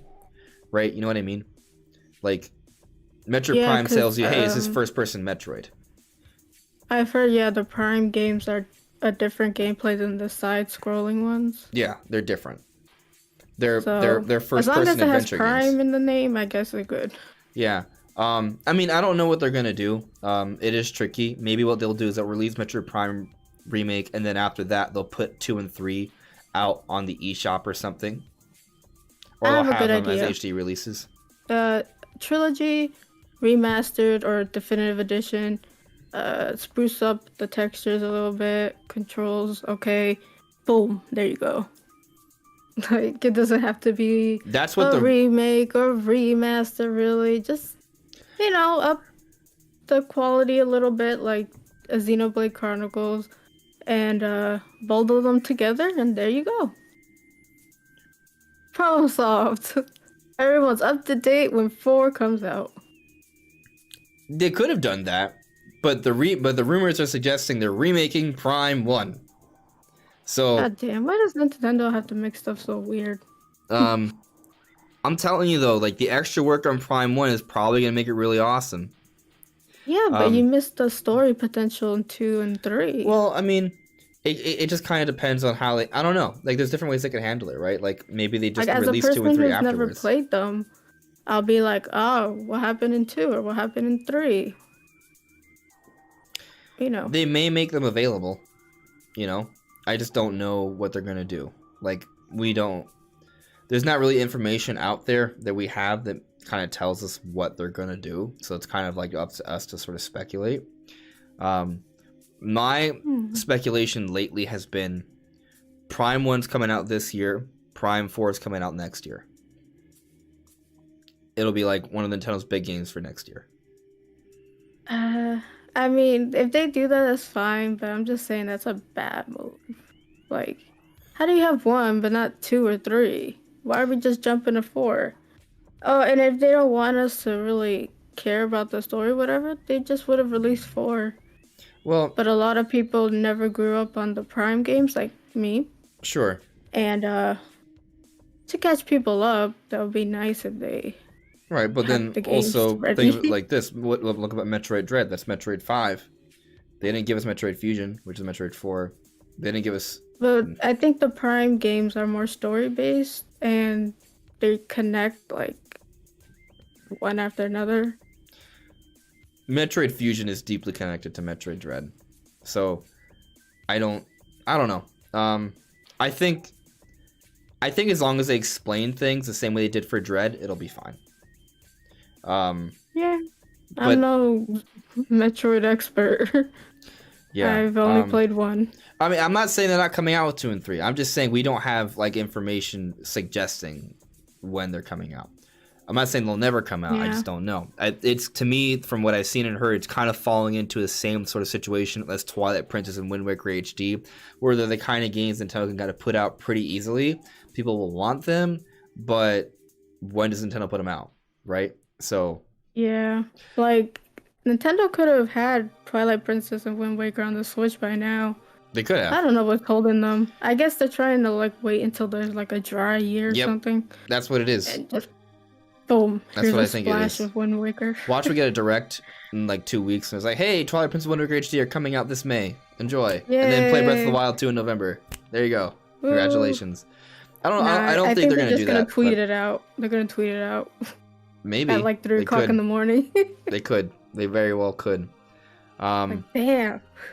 But you know, this topic was meant to be more on Metroid Prime 4 situation, not necessarily Metroid Prime Remake, right? So we got some hirings lately, and people have been kind of like wondering, oh, do these hirings mean that Retro Studios is still just getting started? First of all, we've been getting hiring updates from Retro Studios for like 3 years. So like, they haven't been hiring for 3 years and doing nothing on the game. They've been working on the game the entire time. So I'm not really worried about that. Hiring does not mean that you're just getting started. Hirings happen in game development throughout the entire course of the project. So I wouldn't be concerned with seeing a hiring update and thinking, oh, that means the game is like only getting started now. No, they've been working on it for years. What's the listing though? Like what job? I'll tell you. Like if it's like senior animation for Samus, then I guess probably they're working on something. But if it's just like what, secretary, I don't think so. I'll tell you. Like, bro, we're just looking for people to hire. It's very basic. All they're saying is we are looking for a tools engineer and a technology engineer to join us on our journey to develop Metroid Prime 4. That's very. Oh well, there you go. That just means, hey, they want someone to help work on their computer technology stuff. Like that's very broad, right? Like, so it doesn't. It's not like saying, hey, we need a game director to direct the game that we haven't started yet. It's not that. So the thing is, if they started or are they starting? Because I think they're still working on it. They've been working on it. Like they announced that they restarted development with Retro Studios January 2019. It's January 2022 now. Yeah. So that's when they told us they restarted. The implication is they started probably a few months before that, before they actually told us, right? Like, you know what I mean? So I mean, at the very least, we know they've been working on this for about 3 years, at least. But then you have COVID that surely delayed things. Yeah. But can the game come out by the end of next year? So almost 2 years from now, like 18 months. My math is terrible. Like 21, 22 months from now. Yeah, I mean, 'cause if they've been working on it for about 3 years and you give them about 20, 21 months, I think that's a pretty fair amount of time. And that's assuming 100% that there is nothing that they're carrying over from the initial project that was canned that they started in at least 2017 when they announced that, right? That's assuming that those 2 years, there's nothing recycled from that at all. We don't know that. And one thing we do know is that the Prime producer, Kensuke Tanabe, has had a story in mind for Metroid for a while. So even if they don't carry over a lot of the assets over from that project, at the very least, a lot of the storyboarding and concepts for the game direction, at least what they want to do with the narrative, that has been worked on. So there's definitely at least some legwork that was already going into the restart when they announced it at January 2019, right? Not to mention, if you believe the rumors, Retro Studios is working on the Metroid Prime 1 demo, right? That was made into an actual game, which we'll be seeing hopefully this year. That's also a foundation too. They will build Prime. The idea is they're going to build Prime 4 off that engine they made for Prime 1. So there's some legwork there. Point is, I wouldn't be shocked if we do see a Metroid Prime 4 teaser this year when they announce Metroid Prime 1. It's like, hey, look, Metroid Prime 4. I wouldn't be shocked. Like, when they show off Metroid Dread, they told us, hey, Prime 4 development is going well. We'll talk about that at a later date. But here we have another wonderful project from the Metroid franchise, and then they show off Metroid Dread, right? I think next time they'll be like, hey, we know you've been waiting for Metroid Prime 4. It's still not quite ready yet, but we can talk a little bit about it, right? And also, here's Metroid Prime Remake, maybe they even show us a little bit of footage, right? Like, I don't know exactly how they're gonna handle it, but like, there's a progression there. And if Prime 1 Remake does come out this year, I think we're looking at a situation where Nintendo is very much trying to have consistent releases come out for this franchise and really build up its brand. Take a look at how they handled Dread. You played Metroid Dread with your first Metroid game, and I think you mentioned earlier before we went live that you really enjoyed it, right? I guess you could say you're kind of like a new Metroid fan now, right? Yeah. Metroid Dread is my first Metroid game. And would you play another one? Oh heck yeah. Yeah, right? So great. You're part of the new family of Metroid fans, right? Welcome. There weren't many of us. That's what I'm like. There weren't many of us beforehand, but we're really glad you're here. That's why I was like, let there be the trilogy, not just one game. Yeah, you want more Metroid. It was cool. I don't know how they're gonna handle it exactly, but one thing that's very clear is that Dread was marketed a lot.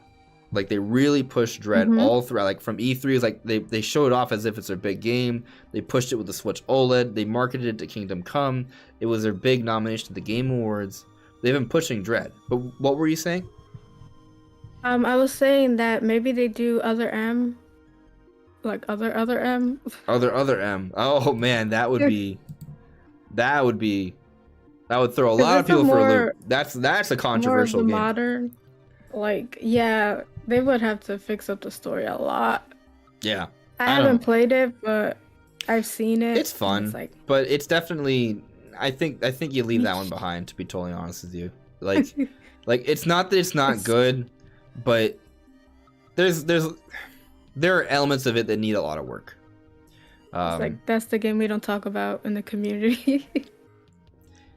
There are worse games in other franchises. Like, it's still fun. Like, it's a lot of fun elements to it, but like, you have to play with the Wii remote, and then like you have to like you play like this with the Wii remote like sideways. So you use 1 and 2, and then the D-pad to like move around, and then you have to like flip the controller, find your aim, and aim around to shoot in first-person mode. Sometimes, and then you have to flip it back to move around again normally. And then there's also moments where you can't do anything, and you have to find a weird thing on screen, like kind of like where's Waldo? Like, hey, like where is this? Find, like, you just look, and I've been stuck there for hours sometimes. So like, it can get a little janky. The fighting gameplay is really good. Visually for the Wii was good, but the story is something that a lot of people are very. It's divisive. Throw it in the trash. Yeah, but going back to my point though, right? So like Metroid Dread, Nintendo's heavily pushing and marketing this game, and it seems like it's been pretty successful. Like last we heard, it was the 11th best-selling game on Switch from last year. And what's interesting about that is that it only came out in October. And it ended up being the 11th best-selling game, having only been out for the last, 2.5 months of the year. So that's pretty good. It was right under Skyward Sword. Like, a surprise Pikachu face. Yeah, right? Yeah, no one's seen a Metroid game. Of course they're gonna love it. So Metroid Dread reviewed well. It was celebrated at the Game Awards. It sold pretty well, it seems like. Nintendo heavily marketed it, so it seemed like they were rewarded for their efforts there, right? But now we're hearing about Metroid Prime Remake, right? And we know Nintendo's been putting so much time and money into Metroid Prime. We know that's like one of their most expensive games ever, right? So we don't know the numbers, but I mean, you can surmise that they're continually hiring, they're working on it for years.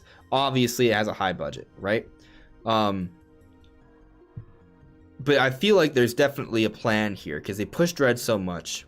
We're going to see how they handle Metroid Prime 1. If it is true and it comes out this year, to me that suggests that they are trying to go for kind of like an annual release thing, really build that brand. Dread did a great job of reigniting the franchise into society, right? Like really pushing it out there and building a new fan base. And then Prime 1 can build upon that more so and also get people acquainted to the idea of Prime gameplay.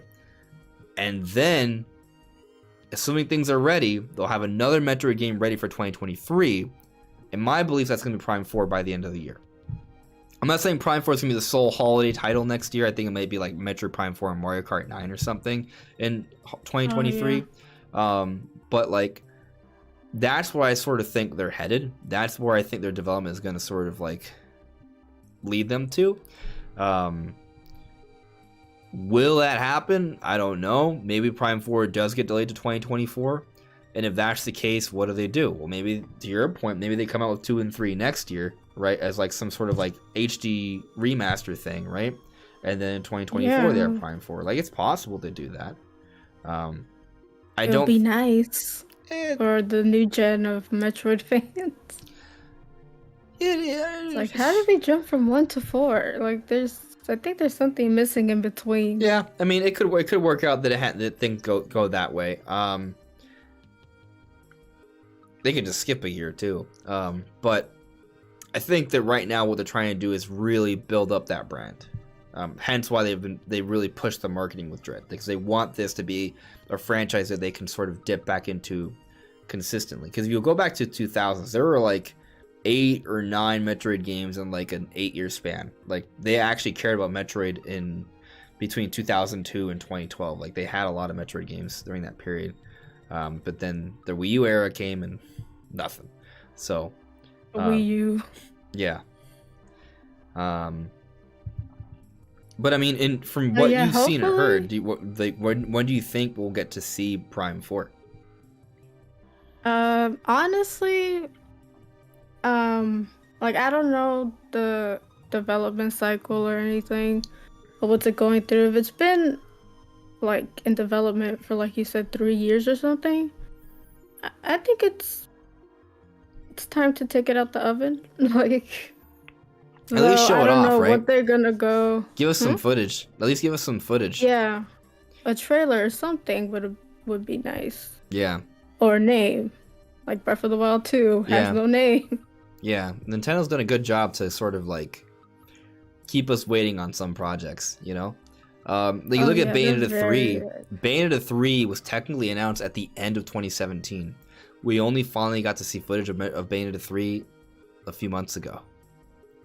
You know, now it's coming out this year though. It's coming out this year though, right? So like the thing is, so excited. They didn't. The reason why they didn't give us footage, from what I understand, had nothing to do with them not being able to. They could have.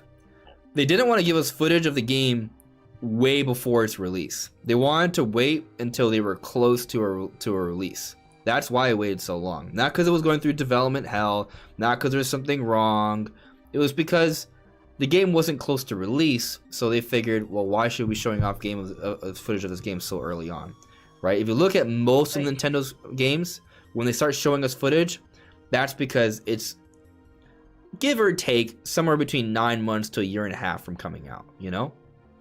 Right? Mm-hmm. So, Bayonetta 3 revealed last September. It's going to come out at some point this year, right? So, if Metroid Prime 4 is going to make it out, let's say by the end of next year, so 2023, say October, November, then I do think they show us footage at E3. They don't show us footage at E3. Maybe they could show it off in a September Direct or something. But you kind of get my point. Like, it's maybe if it's kind of one of those things where, like, once we see footage, that tells us we're probably about a year and a half away from release at most. You know, if we don't see footage, then we don't really know.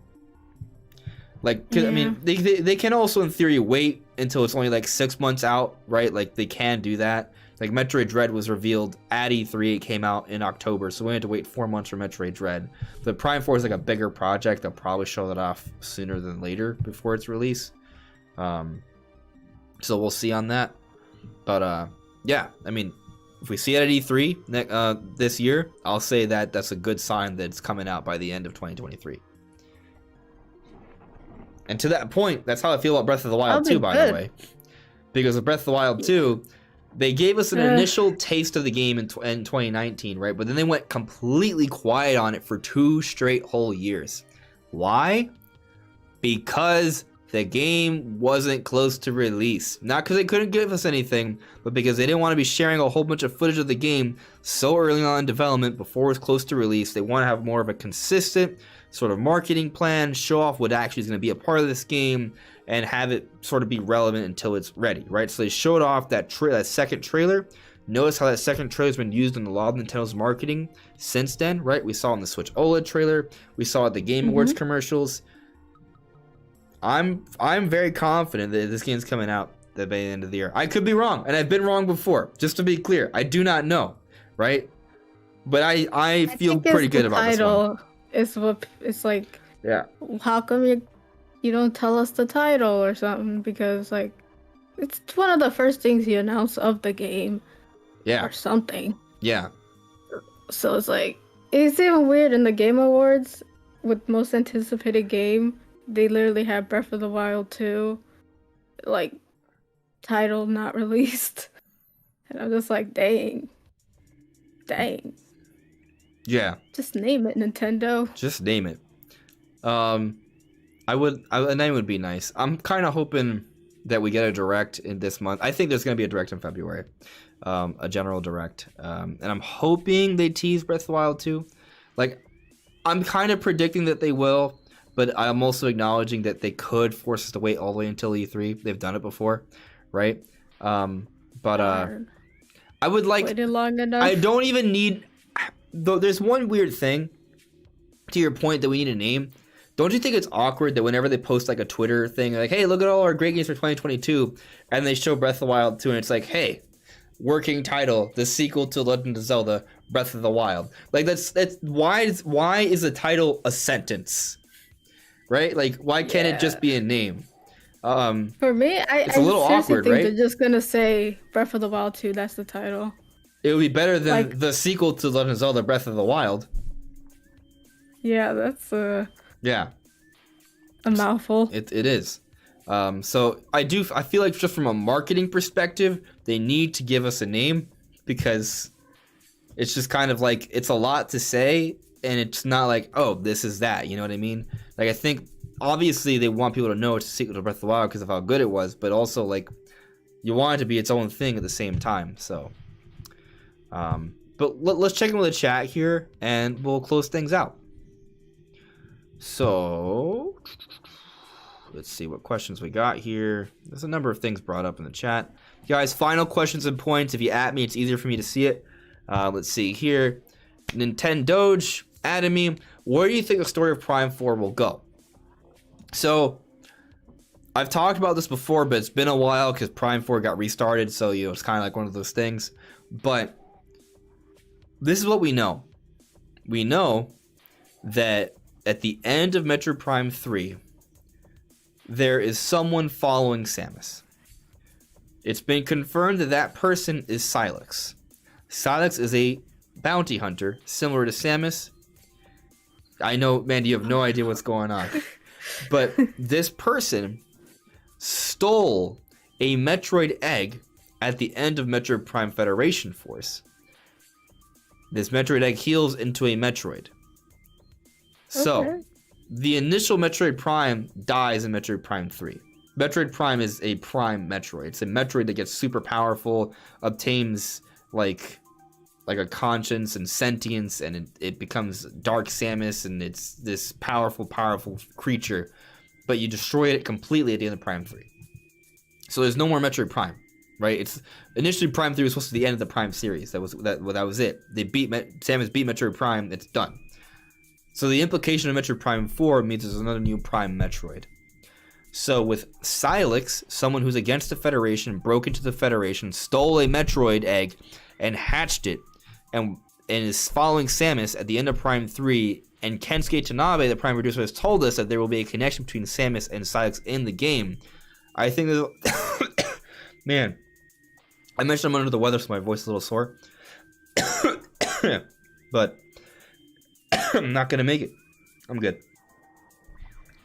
Give me a second. The point I was trying to make is that there's a connection between Samus and Sylix, and this Metroid that's been hatched will become the next Metroid Prime. Do Metroid games and Metroid Prime games connect in the universe? That's a bit weird. They are part of the timeline, but the Metroid Prime games are somewhere. I don't remember exactly where they fall in the timeline. I have to double check. I keep forgetting, but I want to say they take place after Metroid 1. Okay, because it wouldn't make sense with Dread. Yeah, no, Dread. The story of Dread happens way afterwards. It's way afterwards. Yeah.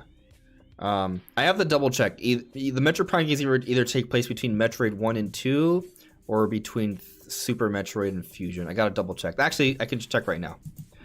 My memory on the timeline's a little foggy. I think there's been some debate in terms of if they're canon or not. They are canon, but they're in the middle of the timeline. Metroid Prime. I keep typing Metroid Prime. It's just Metroid timeline.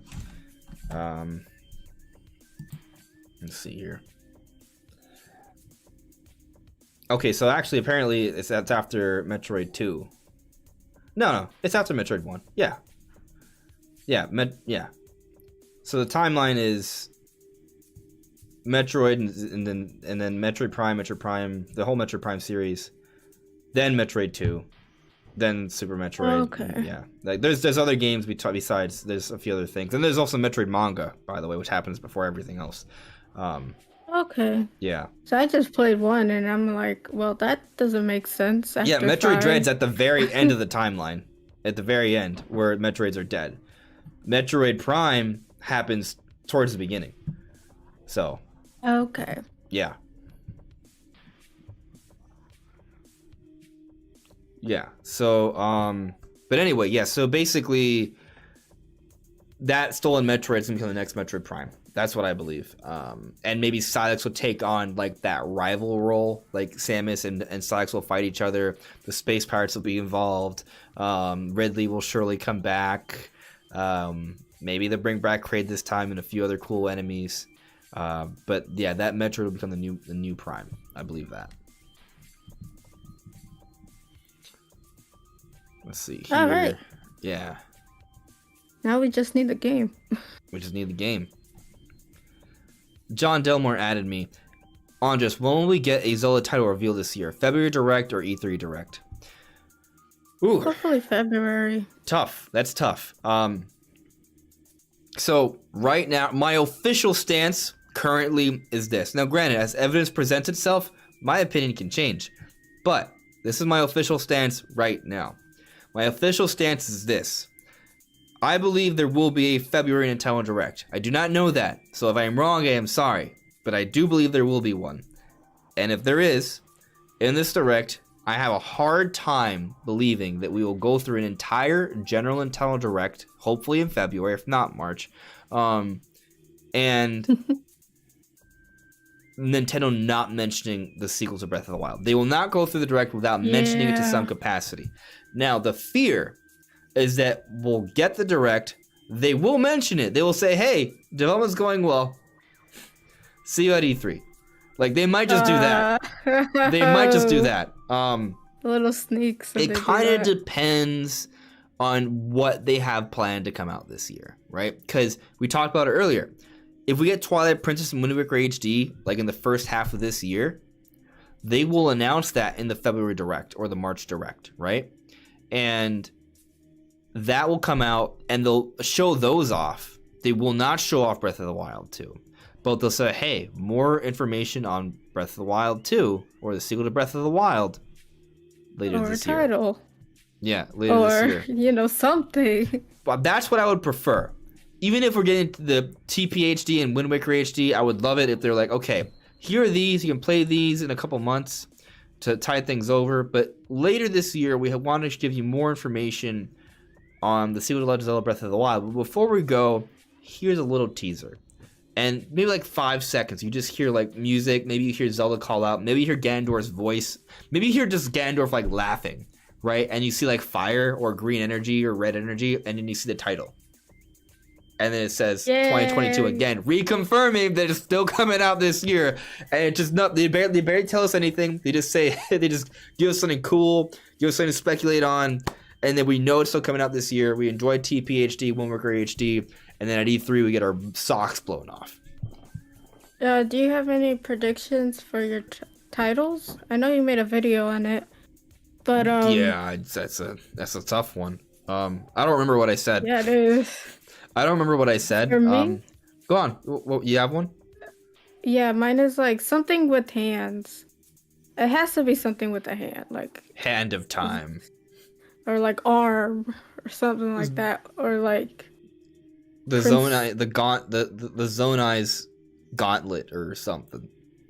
Yeah, like make it kind of like Majora's Mask, but like Majora's arm or something.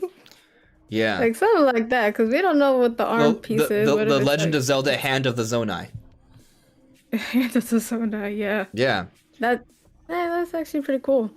That's not. A lot of people are saying Ganon or Ganondorf or. Yeah. Ganny, I don't know. I'm trying to remember what my ultimate point from that video I made.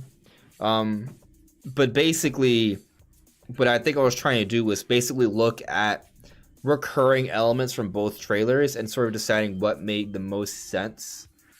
Because basically most Zelda games, it's based off some sort of core element to the game. Right, Breath of the Wild 1, that one's a weird one because it was kind of based more off like the feel of the gameplay, right? Twilight Princess was obviously because Twilight Princess. Well, the thing, it was a fake out though, because they made you think the Twilight Princess was Zelda, but it's actually Midna. Right? But it has like a double effect because you could technically argue both, but you know, Wind Waker it's the instrument you use, right? Yeah. It's cool though because you use the winds to travel the seas, and it explains the story.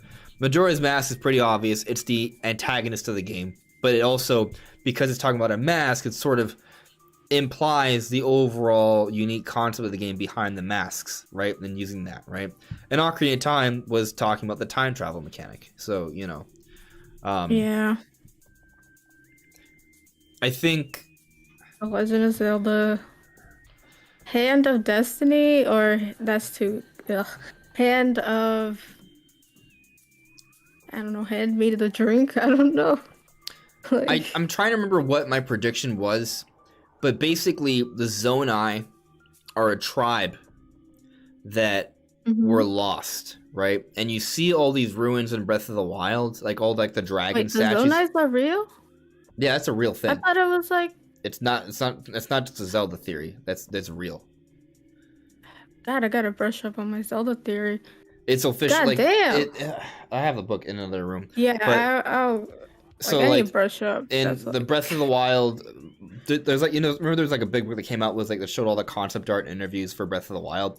In there, they talk about the Zonai, and all the ruins inside the bottom. There's in Breath of the Wild. You remember there were like these ruins that weren't Sheikah. They were like a different thing.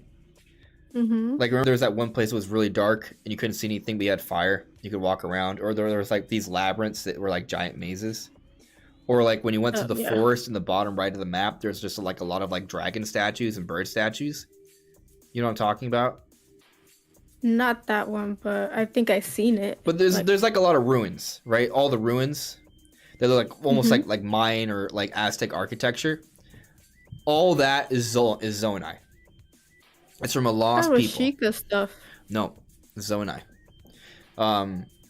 The Sheikah stuff is like the Sheikah shrines and the Sheikah towers, but there's like a separate ruin. There's separate ruins that are separate from that, and that's the Zonai. Yeah, I need a brush up. This is like but the idea though, right, is that those Zonai, right, like that's a lost tribe. But let me throw this at you, okay? So you know how like in most Zelda games, there's a triangle. There's wisdom, courage, power, the Triforce, right? And you have the different gods. That I know. Yeah, Faroth, Naedra, and Dinral, which are the dragons, but also based off the spirits, right? But then also the Triforce, right? One is the Triforce of Power, which Ganondorf gets. One is the Triforce of Wisdom, which Zelda gets, and then Link gets the Triforce of Courage. But in Breath of the Wild, Triforce is missing until the end of the game. And Zelda has it. Zelda has it. There's no Ganondorf. It's just Calamity Ganon, which is like a force of nature, and Link doesn't have the Triforce. But in Breath of the Wild 2, things change. Because what's different? Ganondorf. The Triforce? Well, Ganondorf is there. And the mummy in the basement. Right, but he's the third person to the triangle, right? So he has to exist. What if that they talk about the story there of the three, right? Oh, so they always have to be in the same time? Like there's no time where the power could be just given to somebody else? Or because maybe it's like, there's always has to be a balance. There's always has to be a Link, a Zelda, and a Ganondorf or whatever. If not Ganondorf, some sort of like substitute for him, some sort of evil force. Basically. Yeah. I don't know. I'm sure that they could just do something different if they wanted to, but that in general that seems to be the case. That there's always got to be those three. They got to be present in some way. But in Breath of the Wild 2, we know that Ganondorf's gonna have a more active role in the story because he's actually like gonna be like something of an actual character, right? So that's bringing back in the Triforce. So stay with me here. Right? This will connect to the Zonai. No, I'm interested in this. Right, so you have these three characters, and it implies that the Triforce will return to some capacity, right? So you have the Triforce of Power, right? And then there's Red, right? So think Calamity, Malice. You have Evil. Think about the first, the second trailer. What happens? There's like that black red, right? And they show off Ganondorf more. But also, who are the people that worship Ganon and Ganondorf in Breath of the Wild? The Yiga. I have no idea. The Yiga. But I thought they were just they worship nobody. They were just they worship Ganon. They worship Calamity Ganon. Really? Yeah, and they're I think I've heard the. But the point is though, so you have Ganondorf, Triforce of Power, right? Red, Malice, the Yiga, who are garbed in red. Okay, so that's that. You got that. Then you look at the Triforce of Wisdom, right? Naedra, that's always been characterized blue. And who are the Sheikah? The Sheikah, who also, by the way, have always been meant to protect the royal family. Who has Princess Zelda, who has the power of wisdom, right? And what's the Sheikah technology always when it's emanating its energy? Blue. It's the theme of blue. I love blue. So we got red and blue. But where's Triforce of Courage? Where's Link? Where's the green? The forest, I guess. Well, where are most of the Zonai ruins? Wild. Where are most of the Zonai ruins? Oh. And the I see where you're going with and this. the green. Yes. And then look at the first oh, see my voice. Man. But then look at the first trailer. It's all that green energy. Yeah, I see. And it's the hand, and it's the ruins. It's the Zonai ruins. So that makes sense. You have the Sheikah, who are represented by blue, right? You have the Yiga, who are represented by red, and each of these protect or worship their respective sides of the Triforce. But then where are the Zonai and other ancient people who are being characterized as maybe green, and you have Link missing his Triforce of Courage from Breath of the Wild 1. But perhaps, based off 2 trailers, you can surmise we'll learn more about the Zonai, and that'll be the third piece of the Triforce, and Link will get his Triforce of Courage. Which, by the way, if you look at the trailer, the second trailer, Link has something happen to his hand, obviously, but there's even a part where his hand flashes gold right here. Where in previous Zelda games, you had the Triforce flash the gold. When you had the Triforce of Courage. Yeah, I could go with that theory. So how does this connect to the title? Nintendo could do whatever they want. They could be, oh, it's the Triforce. Oh, it's the Zonai. Oh, it's the return of Ganondorf. Like, they would all technically fit that thing, you know? If I had to guess, though, it's going to be connected to the Zonai in some way. Hand of Courage? Or something? Hand of Courage? Maybe. Because it's like, I don't know. What if they just did, like, Rite of Passage? Like, just like Link proving himself as a hero. But you could argue that Breath of the Wild was already him proving himself as a hero, so he doesn't have to prove himself as a hero again, does he? He might. I hope not. Yeah. He might. I think it's gonna be related to the Zonai in some way. Like, but also in the first trailer, there's an implication that the spirits are lost and they're trapped. So it's like a lost people. So it might be like souls of the lost, or like the lost Zonai, or the magic of the Zonai, or something like that. They may not say Zonai, but it may be just like, you know, the Legend of Zelda. Link's heritage. I don't know. Spirits of the Void. Something. Spirits of the Void. Yeah. Something. Yeah. Well, it's obviously a force for good, since it's holding down Ganondorf, that dude, right? for like eons. Yeah, maybe. Maybe. All right. A couple more questions, and then I'll bid you guys a good night before my voice completely evaporates. All right, Nintendoge. My theory of Sonic's backstory is that he was turned into a bounty hunter by the Galactic Federation at a young age, sort of like an equivalent to Samus in the Chozo, and maybe there's kind of like a hatred that was built up, right? Yeah. Guy you don't know. I'm pretty sure it's been said by Yoshio Sakamoto or someone else that Prime series is canon, but it doesn't directly affect the storyline of the main series, aka the 2D series. I'm pretty sure you're right on that. Yeah. Jugs McGee, Death of the Wild? I don't know, I'm just typing whatever. What if that's the name? Death of the Wild. Yeah. You know, that makes somewhat sense. Yeah, I do kind of agree with Joycey J here. Joycey says, I think it'll be blank of the blank. So it goes with Breath of the Wild. Right, like I think there's going to be a something of the something. I'm inclined to agree with that. Yeah. Harry Myers, if you had to pick one, New F-Zero or Metroid Prime Trilogy? Honestly, Trilogy. I mean, I'd pick F-Zero. Why? I love both. But I already believe we're getting Metroid Prime 1 remake and Metroid Prime 4. So I'll take both those and F-Zero, right? That's why I can have my cake and eat it too. Yeah. Not to mention I have Trilogy on my Wii U, so it's not like I can't play those games. Obviously I prefer them on Switch because it'd be better that way, but yeah. Let's see here. Freaky Deaky, The Legend of Zelda BLT sandwich. There you go. Oh, man. Nintendo. The Zonai were said to have disappeared mysteriously 10,000 years ago and were known to be a barbaric race. I don't know if they were also mysteriously disappeared 10,000 years ago. You might be right on that, but they definitely disappeared a long time ago. And Ganondorf also disappeared a long time ago, right? So maybe there's a connection there. Illuminati. Could be. That's gonna be called Legend of Zelda: The Illuminati Return. That'd be cool. It'd be funny. Nishant Kelkar. What changes do you think Prime 1 Remake will have?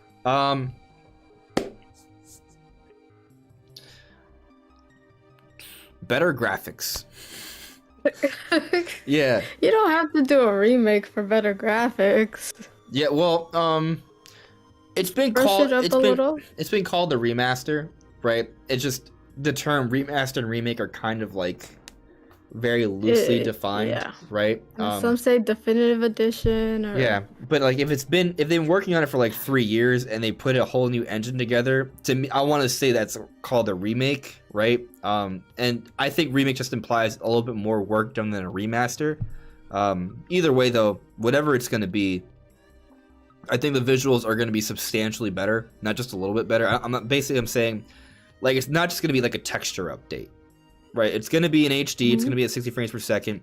There's going to be new lighting effects, new particles, probably new models, new textures. I'm not saying it's going to be 100% ground up new, I don't know that.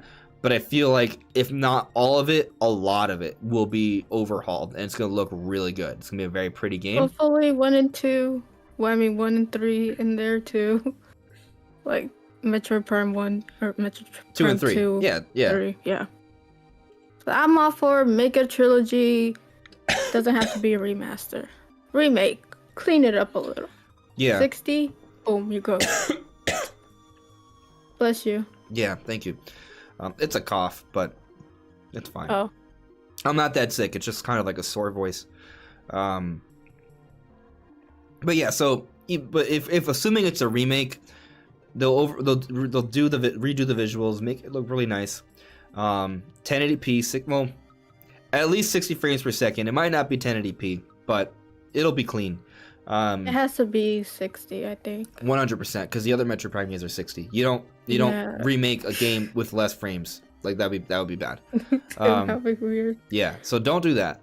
But also, it will have dual analog controls, so it'll work with both sticks like most first-person shooters. But also, it'll have a format that works similar to how it worked back on the GameCube. But then also, they'll have it work kind of like how it worked with Metroid Prime Trilogy, where you could use a Joy-Con to aim around with motion controls. And then, with dual analog like Splatoon, you will still have gyro aiming as an option. So all that'll be there. Now, going beyond that, will there be quality of life changes? Absolutely. I think they'll work on the map UI a little bit, make it a little bit easier to understand and interact with. Maybe you can place beacons so you can kind of know, like, place points of interest. Kind of like how they did with Metroid Dread or Breath of the Wild. I also think that they will perhaps include some new gameplay elements. Maybe they'll incorporate a melee attack, for example. Maybe they will speed up the scan visor. How exactly they'll do that, there's a few different ways they could go about it, but basically just little things to kind of speed up the gameplay a little bit, modernize the gameplay a little bit, make it a bit more efficient and clean. Now, the big debate is if they're going to add new content. That's tough. I think if Metroid Prime 4 is right around the corner, then there's less reason to add new content in there. I think if it's more focused on just making it work really well with what it is, like you kind of keep it intact as it is, just spruce it up, speed it up, refine it, make that map better, make it stand out visually. If we're talking about what I would love to see, I would love it if they were to bring back the Kraid battle, but they had a Kraid battle that they were planning, but they cut it out before it came in. But we have Kraid inside Metroid Dread, so like that's kind of like not as much of a need to do that now. I had enough of that lizard. It took me forever to get him. So I think that they're probably not going to add too much content at this point based on what I know so far. But I'd love to see it. But yeah, that's basically what I'm sort of thinking. Like, it's basically quality of life updates and visual enhancements. I think they're going to speed up the scan visor. Maybe they could add a few more fights or a few more little things, especially if they add like a melee attack. So maybe they do remix the boss fights a little bit. But they may not even add a melee attack. But I just kind of feel like they might, because I think they're going to have one in Prime 4. Because it's going to be about speeding up the gameplay. Because one common criticism of Metroid Prime is that Samus feels too slow and tanky. And Mandy, you played Metroid Dread. Samus is not slow and tanky. She's an agile, super speedy beast. She can just pummel through things. So for Metroid Prime, I think they may want to figure out ways to speed that up a little bit. Elemental Hero, Shadow Link, Dragon King, Wolf King. God. I got a title for you. The Legend of Zelda Skyward Ho, The Heavens of the Wild. There you go. What the heck? That's funny. Yeah. Yeah. I don't think Nintendo's up for that. John Delmore. Are Metroid and F-Zero in the same universe? Would be cool if they were. I don't think they are. I'm not saying it's impossible. Like, they could in theory be. But I will tell you that their F-Zero and Star Fox kind of have a bit of a crossover there, because there is James McCloud, who has an R-Wing as a ship in F-Zero, and I'm pretty sure Star Fox's dad is also named James McCloud, and their ships look very similar. So there is some at least referencing to other Nintendo franchises in F-Zero. I mean, there's even like Dr. EAD and stuff. Like, yeah, there's multiple people referenced with F-Zero from Nintendo.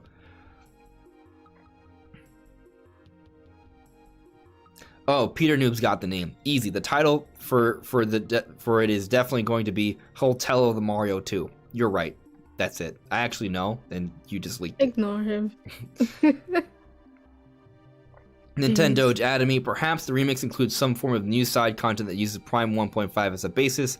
It's very unlikely, in my opinion, but I'd love it. Maybe some new lore. Yeah, Metroid Prime 1.5 was kind of like something they were working on after Prime 1.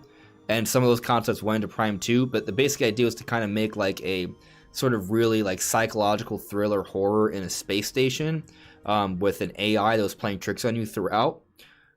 That'd be really cool if they would incorporate like sort of like a side element in Prime 1 for that. But again, because the thing is, if Metroid Prime 4 is coming out in 2023, I don't see them doing it. But say Metroid Prime 4 is a ways off. Say it's coming out like maybe late 2024 or something like that. Then maybe they're like, hey, look, so we add a little bit of extra content here. You know, like that, I could maybe see that, right? Like if it gets like a Xenoblade Chronicles Definitive Edition sort of like treatment where it gets an epilogue content, that would be kind of cool. But keep in mind, Definitive Edition came out 2020? Yeah, the beginning of 2020, right? And it's rumored that Xenoblade Chronicles 3 maybe comes out this year. So, I guess that would be like a 2-year gap. I mean, I guess I could see it. So, yeah, basically that's my thinking. If Prime 4 is further out, then I'd say we maybe do get some extra content in Prime 1. But if it's not, and it's coming out next year, I think they just make it like a really clean, proper representation of what Prime 1 was. Just like enhanced and sped up. A good question. Yeah. Sure. John Delmore said, do you want magic to return to the next Zelda? Like spells and stuff? That'd be awesome. I'm not gonna, well, magic's cool. Like, why not? Will they do it? I mean, there's obviously powers at hand, right? Hey, like, powers at hand. Powers at hand. I didn't mean the pun, but there you go. That maybe it depends. Like we saw that there's like that dragon head that blows fire from the shield, then obviously the hand can like stop time or reverse time or something, and then you have the rifting through platforms. I don't know, because like you had runes that had like similar effects, but the idea behind the runes is that it wasn't like magic, but it was like technology. So will the Zonai be magic instead? Okay. Now the question is, do you have a limitation on that magic, right? Or do you just have a cooldown? So that's... I don't know. Link could go through freaking walls and stuff. That's magic. Yeah, I think that's that would qualify as magic, right? So yeah. Now, is there a magic meter attached to that? They may want to have some sort of limitation there. But the limitation may just be cooldown, you know? Maybe they just want Link to be able to do a whole bunch of cool stuff. Like with the runes, you didn't have a limitation. You just couldn't, like... The limitations were just whatever the runes were in physics, right? So, I don't know if a magic meter is going to come back, because I feel like the hand is meant to replace the runes. Now, it may still be considered magic. It just may not have a magic meter where it depletes. So I'm going to... If you're asking me what I think is going to happen, I think that there won't be a magic meter. but there's still going to be magic that you can do.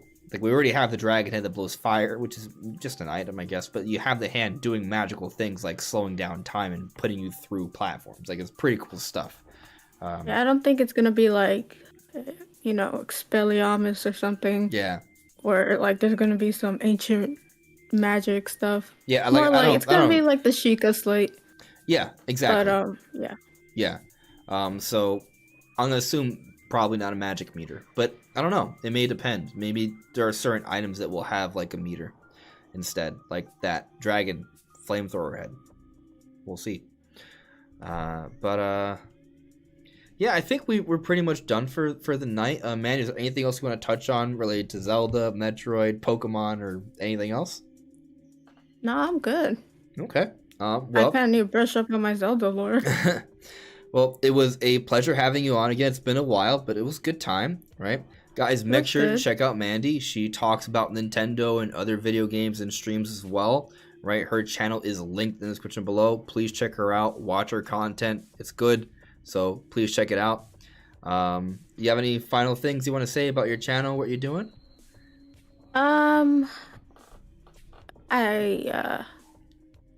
I do Nintendo stuff. I live stream, and I just have a good time. So subscribe if you want to, and all that jazz.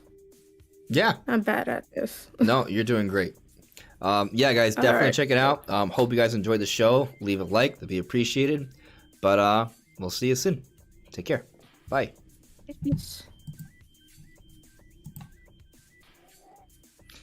Cool stuff.